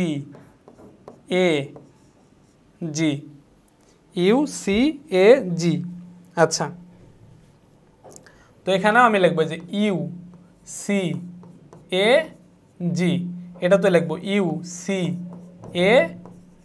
এটা তো লিখবো UCAG, এটা তো লিখবো UCAG। ঠিক আছে? ওকে, এখন হচ্ছে কি করব, এই যে দেখো এখান থেকে একটা নিব, এই যে প্রথমটা নিব, তারপরে এটা নিব, তারপর এখান থেকে একটা নিব, এখান থেকে একটা নিব, এখান থেকে একটা নিব, সিরিয়াল অনুযায়ী আসবে। যেমন প্রথমে আছে ইউ, এটা আমি নিব, এটা হলো আমার প্রথম কোড, এটা হলো আমার প্রথম, এটা প্রথম কোড, এটা হলো আমার প্রথম কোড, এটা হলো দ্বিতীয় কোড, আর এটা হলো তৃতীয় কোড, এগুলো হচ্ছে তৃতীয় কোড। 3টা নিব না? তাহলে প্রথমে হলো ইউ, এই যে ইউ, তারপরে আসলো কি, এই যে এই ইউ, তারপর ওইটার প্রথম কি আছে, ইউ, তাহলে এই যে 3টা ইউ হলো। সেমভাবে এটা প্রথম, এই যে ইউ, দ্বিতীয় এই ইউ, তারপরে ওখানে কি আছে, সি, তারপরে এই যে এটা হলো প্রথম কোড ইউ, তারপর হলো এই ইউ, তারপর এখানে কি আছে, এ আছে, এই যে এ, তারপরে এই যে এই ইউ, তারপরে এই ইউ, তারপর ওর পরে কি আছে, ওখানে জি আছে। এই যে এরকম প্রত্যেকটা ঘরে 4টা করে হবে। প্রত্যেকটা ঘরে যদি 4টা করে হয়, টোটাল কয়টা হবে, 64টা হবে। কারণ হলে এখানে টোটাল 1 2 3 4, 1 2 3 16টা ঘর আছে, 4 16 64। আচ্ছা, এটা হলো প্রথম ঘরটা করলাম, বাকিগুলো তুমি করবা। তোমাকে আমি আরেকটা ঘর দেখাই, যেমন ধরো এই ঘরটা আমি দেখাই, এই ঘরটা দেখাই। তাহলে এটা হলো প্রথম ইউ, তাহলে প্রথম ঘর হলো ইউ, দ্বিতীয় ঘর এটা জি, প্রথম হলো ইউ, তারপরে এই যে প্রথম ঘর ইউ, তারপর দ্বিতীয় ঘর জি, তারপর হলো সি, প্রথম ঘর হচ্ছে ইউ, দ্বিতীয় ঘর জি, তারপরে হলো এ, তারপরে প্রথম ঘর হচ্ছে ইউ, দ্বিতীয় ঘর জি, তারপর হচ্ছে জি। এই যে 4টা হলো। ঠিক আছে? যেমন হচ্ছে যে আরো আরো আরো আরো কয়েকটা আমি দেখাই। আচ্ছা, আর একটা ঘর দেখাম হলো এই ঘরটা দেখাই, এটা দেখাই। এক্স্যাক্টলি এগুলো কেন দেখাচ্ছি, এই জায়গাগুলোতে ইম্পর্টেন্ট জিনিস আছে, এই জন্য ওইটা দেখাইলাম, এটা দেখাইলাম, এখন এটা দেখাম, যেহেতু এটা প্রথমের জন্য দেখাইছি।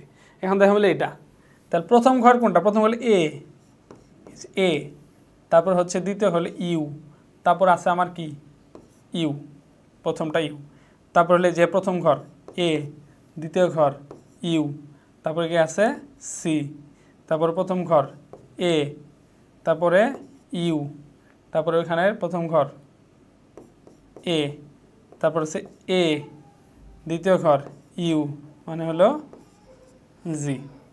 এই যে একটা। ঠিক আছে? আমরা যদি এটা দেখি, এটা যদি দেখি তাহলে কি হবে, এখানে জাস্ট, আচ্ছা এখানে এটা দেখি, এটা ইম্পর্টেন্ট আছে, এটা দেখি। তাহলে প্রথম ঘর হচ্ছে ইউ, দ্বিতীয় ঘর এ, তৃতীয় ঘর হচ্ছে ইউ, প্রথম ঘর ইউ, দ্বিতীয় ঘর এ, তারপরে তৃতীয় ঘর সি, প্রথম ঘর ইউ, দ্বিতীয় ঘর এ, তৃতীয় ঘর হচ্ছে এ, প্রথম ঘর ইউ, দ্বিতীয় ঘর এ, তৃতীয় ঘর হচ্ছে জি। এই যে হয়েছে। জাস্ট এভাবে আমরা করব ইনশাল্লাহ। তো এখান থেকে এই যে এরকম 64টা করা যাবে। এই যে 64টা জেনেটিক কোড যে আমি পাইলাম, এর ভিতরে একটা জিনিস ভালোভাবে খেয়াল করো। এই 64টা জেনেটিক কোডের মধ্যে তোমার জন্য মজার বিষয় আছে। 64টা জেনেটিক কোডের মধ্যে একটা আছে AUG, এটা খুঁজে বের করবা। AUG, এটার নাম হচ্ছে মেথিওনিন। এই যে দেখো AUG, এটার নাম হচ্ছে মেথিওনিন, AUG, এটার নাম কি? এটার নাম হচ্ছে, এটার নাম কি এই পাশে লিখি, এটার নাম হচ্ছে মেথিওনিন। এটা থাকো, তাহলে এটার নাম হচ্ছে কি? Methionine, methionine. এটা হলো শুরুর কোড, এটা মনে রাখবা, এটা হচ্ছে শুরুর কোড। এটা এতটুকু মনে রাখো আজকে, এটা নেক্সট ক্লাসে গেলে এটা বুঝবা। এতটুকু মনে রাখো, AUG এটার নাম মেথিওনিন, এটা হলো শুরুর কোড। ওই যে আমরা একটু আগে বললাম না, আমরা একটু আগে কোনটা বলছি, এই যে এখানে এই যে DNA থেকে RNA তৈরি হয়, এই যে RNA থেকে প্রোটিন তৈরি হয়। RNA থেকে যে প্রোটিন তৈরি হবে, একটা RNA অনেক বড়, কোথায় কোন জায়গা থেকে শুরুটা হবে? এই যে একটা কোড, এই যে একটা কোড, এই যে একটা কোড, যে জায়গাতে যায় এই কোডটা থাকবে, AUG, এই কোড যেখানে থাকবে ওই জায়গা থেকে যায় প্রোটিন, ওই ট্রান্সলেশন প্রক্রিয়াটা শুরু হবে। কথা বুঝছো? শুরুর কোড, তিনটা করে কোড আছে না, এখানে যেখানে থাকবে ওখান থেকে প্রক্রিয়াটা শুরু হবে। এটা হলো শুরুর কোড। এবং হচ্ছে শেষের কোড, বন্ধের কোড। তো এই যে RNA থেকে যে প্রোটিন তৈরি হবে, এটা কতক্ষণ যাবত চলবে? এটা একটা সময় তো বন্ধ হবে, কখন? এই যে জেনেটিক কোড হিসেবে কিছু বন্ধের কোড আছে, ওই কোডটা যখন আসবে তখন প্রক্রিয়াটা বন্ধ হয়ে যাবে। এই যে RNA থেকে প্রোটিন তৈরির প্রক্রিয়াটা বন্ধ হবে। তাহলে RNA থেকে যে প্রোটিন তৈরি হবে, যখন শুরুর কোডটা আসবে সেখান থেকে শুরু হবে, আর যখনই যে জায়গাতে বন্ধের কোড আসবে সেখানে যে বন্ধ হয়ে যাবে, প্রক্রিয়াটা ভ্যানিশ হয়ে যাবে, ওখান পর্যন্ত ক্লোজ হয়ে যাবে। তাহলে বন্ধের কোডগুলা কি?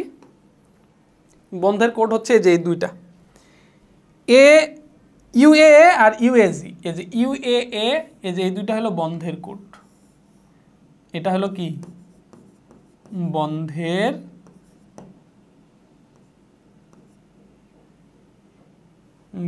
কোড। এটা হচ্ছে কি? বন্ধের কোড।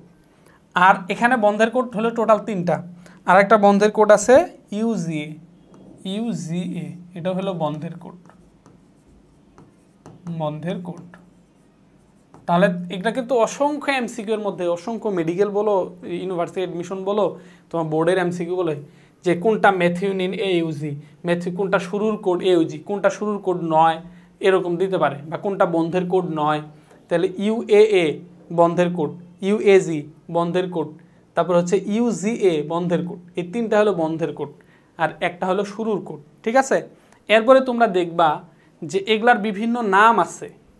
এই প্রত্যেকটা কোড যে আছে, এগুলা যে অ্যামাইনো অ্যাসিড তৈরি করে, এই অ্যামাইনো অ্যাসিডগুলোর নাম আছে সুন্দর করে।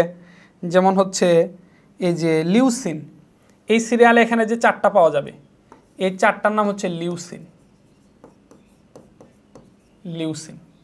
তাহলে তোমাকে এই 4টার মধ্যে তাহলে তোমাকে বলে দিবে যে এগুলা একটু ক্রিটিক্যাল, অত ডিপ কোশ্চেন এখনও আসে নাই। ঠিক আছে?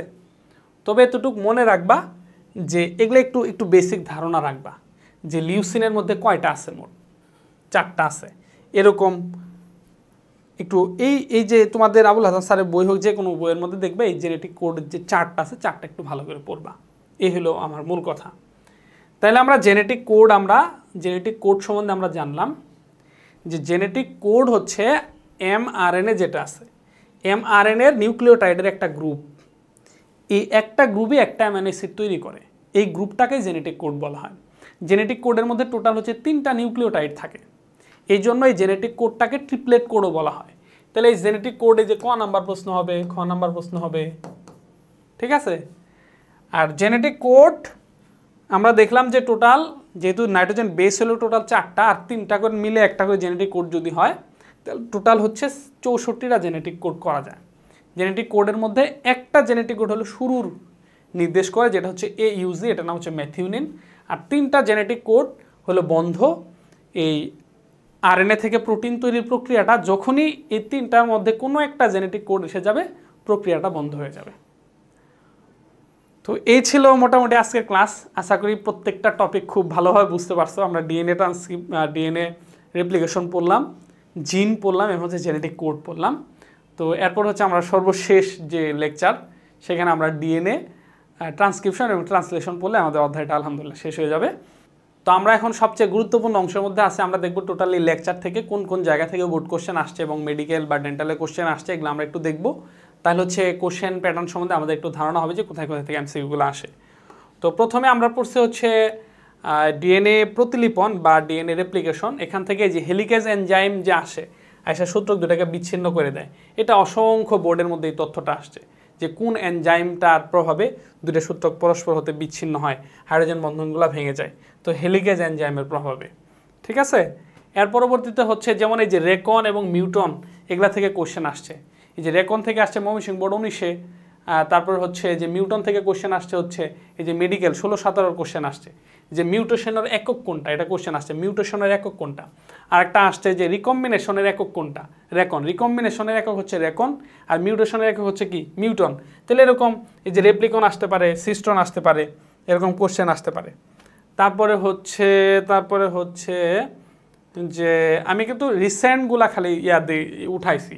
তো আমি যদি হিসাব অনেক আগের গুলা উঠালে কিন্তু অনেকগুলা হইতো আর কি, এত কিছু অত ডিপলি আমরা উঠাই নাই, জাস্ট রিসেন্ট যেগুলা 19, 20, 18, 19 এগুলা।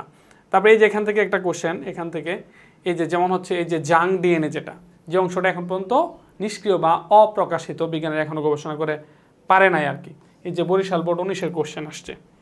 তারপরে হচ্ছে যে তারপরে হচ্ছে এই জেনেটিক কোড যেগুলো আছে, মেথিওনিন কোনটা, এখানে অসংখ্য বোর্ডে আসছে। মেডিকেল ডেন্টাল অ্যানালিসিসগুলো অনেকগুলো পাবা। তারপর কোনটা বন্ধের কোড কোনটা বন্ধের কোড নয়, নিচে কোনটা শুরুর কোড, কোনটা মেথিওনিন, এই টাইপের। আচ্ছা, এবং হচ্ছে এই যে এখান থেকে আরও কয়েকটা কোশ্চেন আসে। যেমন হলো এখানে আরেকটা বলি, যেমন ধরো কোশ্চেন আসছে হচ্ছে, যেমন ধরো আছে ভ্যালিন, যেমন ঢাবির 19-20-এর কোশ্চেন আসছে। এই যে যেমন এই যে এখানে চারটা হবে না, এখানে যে 4টা কোড আছে, এই 4টা কোড যে প্রোটিনগুলো তৈরি করবে এগুলোর নাম কি, ভ্যালিন। এই 4টা কোডের নাম হচ্ছে কি, ভ্যালিন। তাহলে হচ্ছে যে এখন বলবে যে ভ্যালিনের মধ্যে কয়টা আছে, একটা কোশ্চেন আসছে ঢাকা বোর্ডে আসছে। ঢাকা বোর্ড কত, এটা আসছে হলো ঢাকা ইউনিভার্সিটির ভর্তি কোশ্চেন। ঢাবির হচ্ছে 19-20 সেশনের মধ্যে আসছে, 19-20 আসছে। বলছে এই যে এখানে কি, এটার নাম হচ্ছে কি, এটার নাম হচ্ছে ভ্যালিন। এখন প্রশ্ন আসছে যে ভ্যালিনের মধ্যে কয়টা জেনেটিক কোড আছে, ভ্যালিনের মধ্যে কয়টা আছে, 4টা আছে।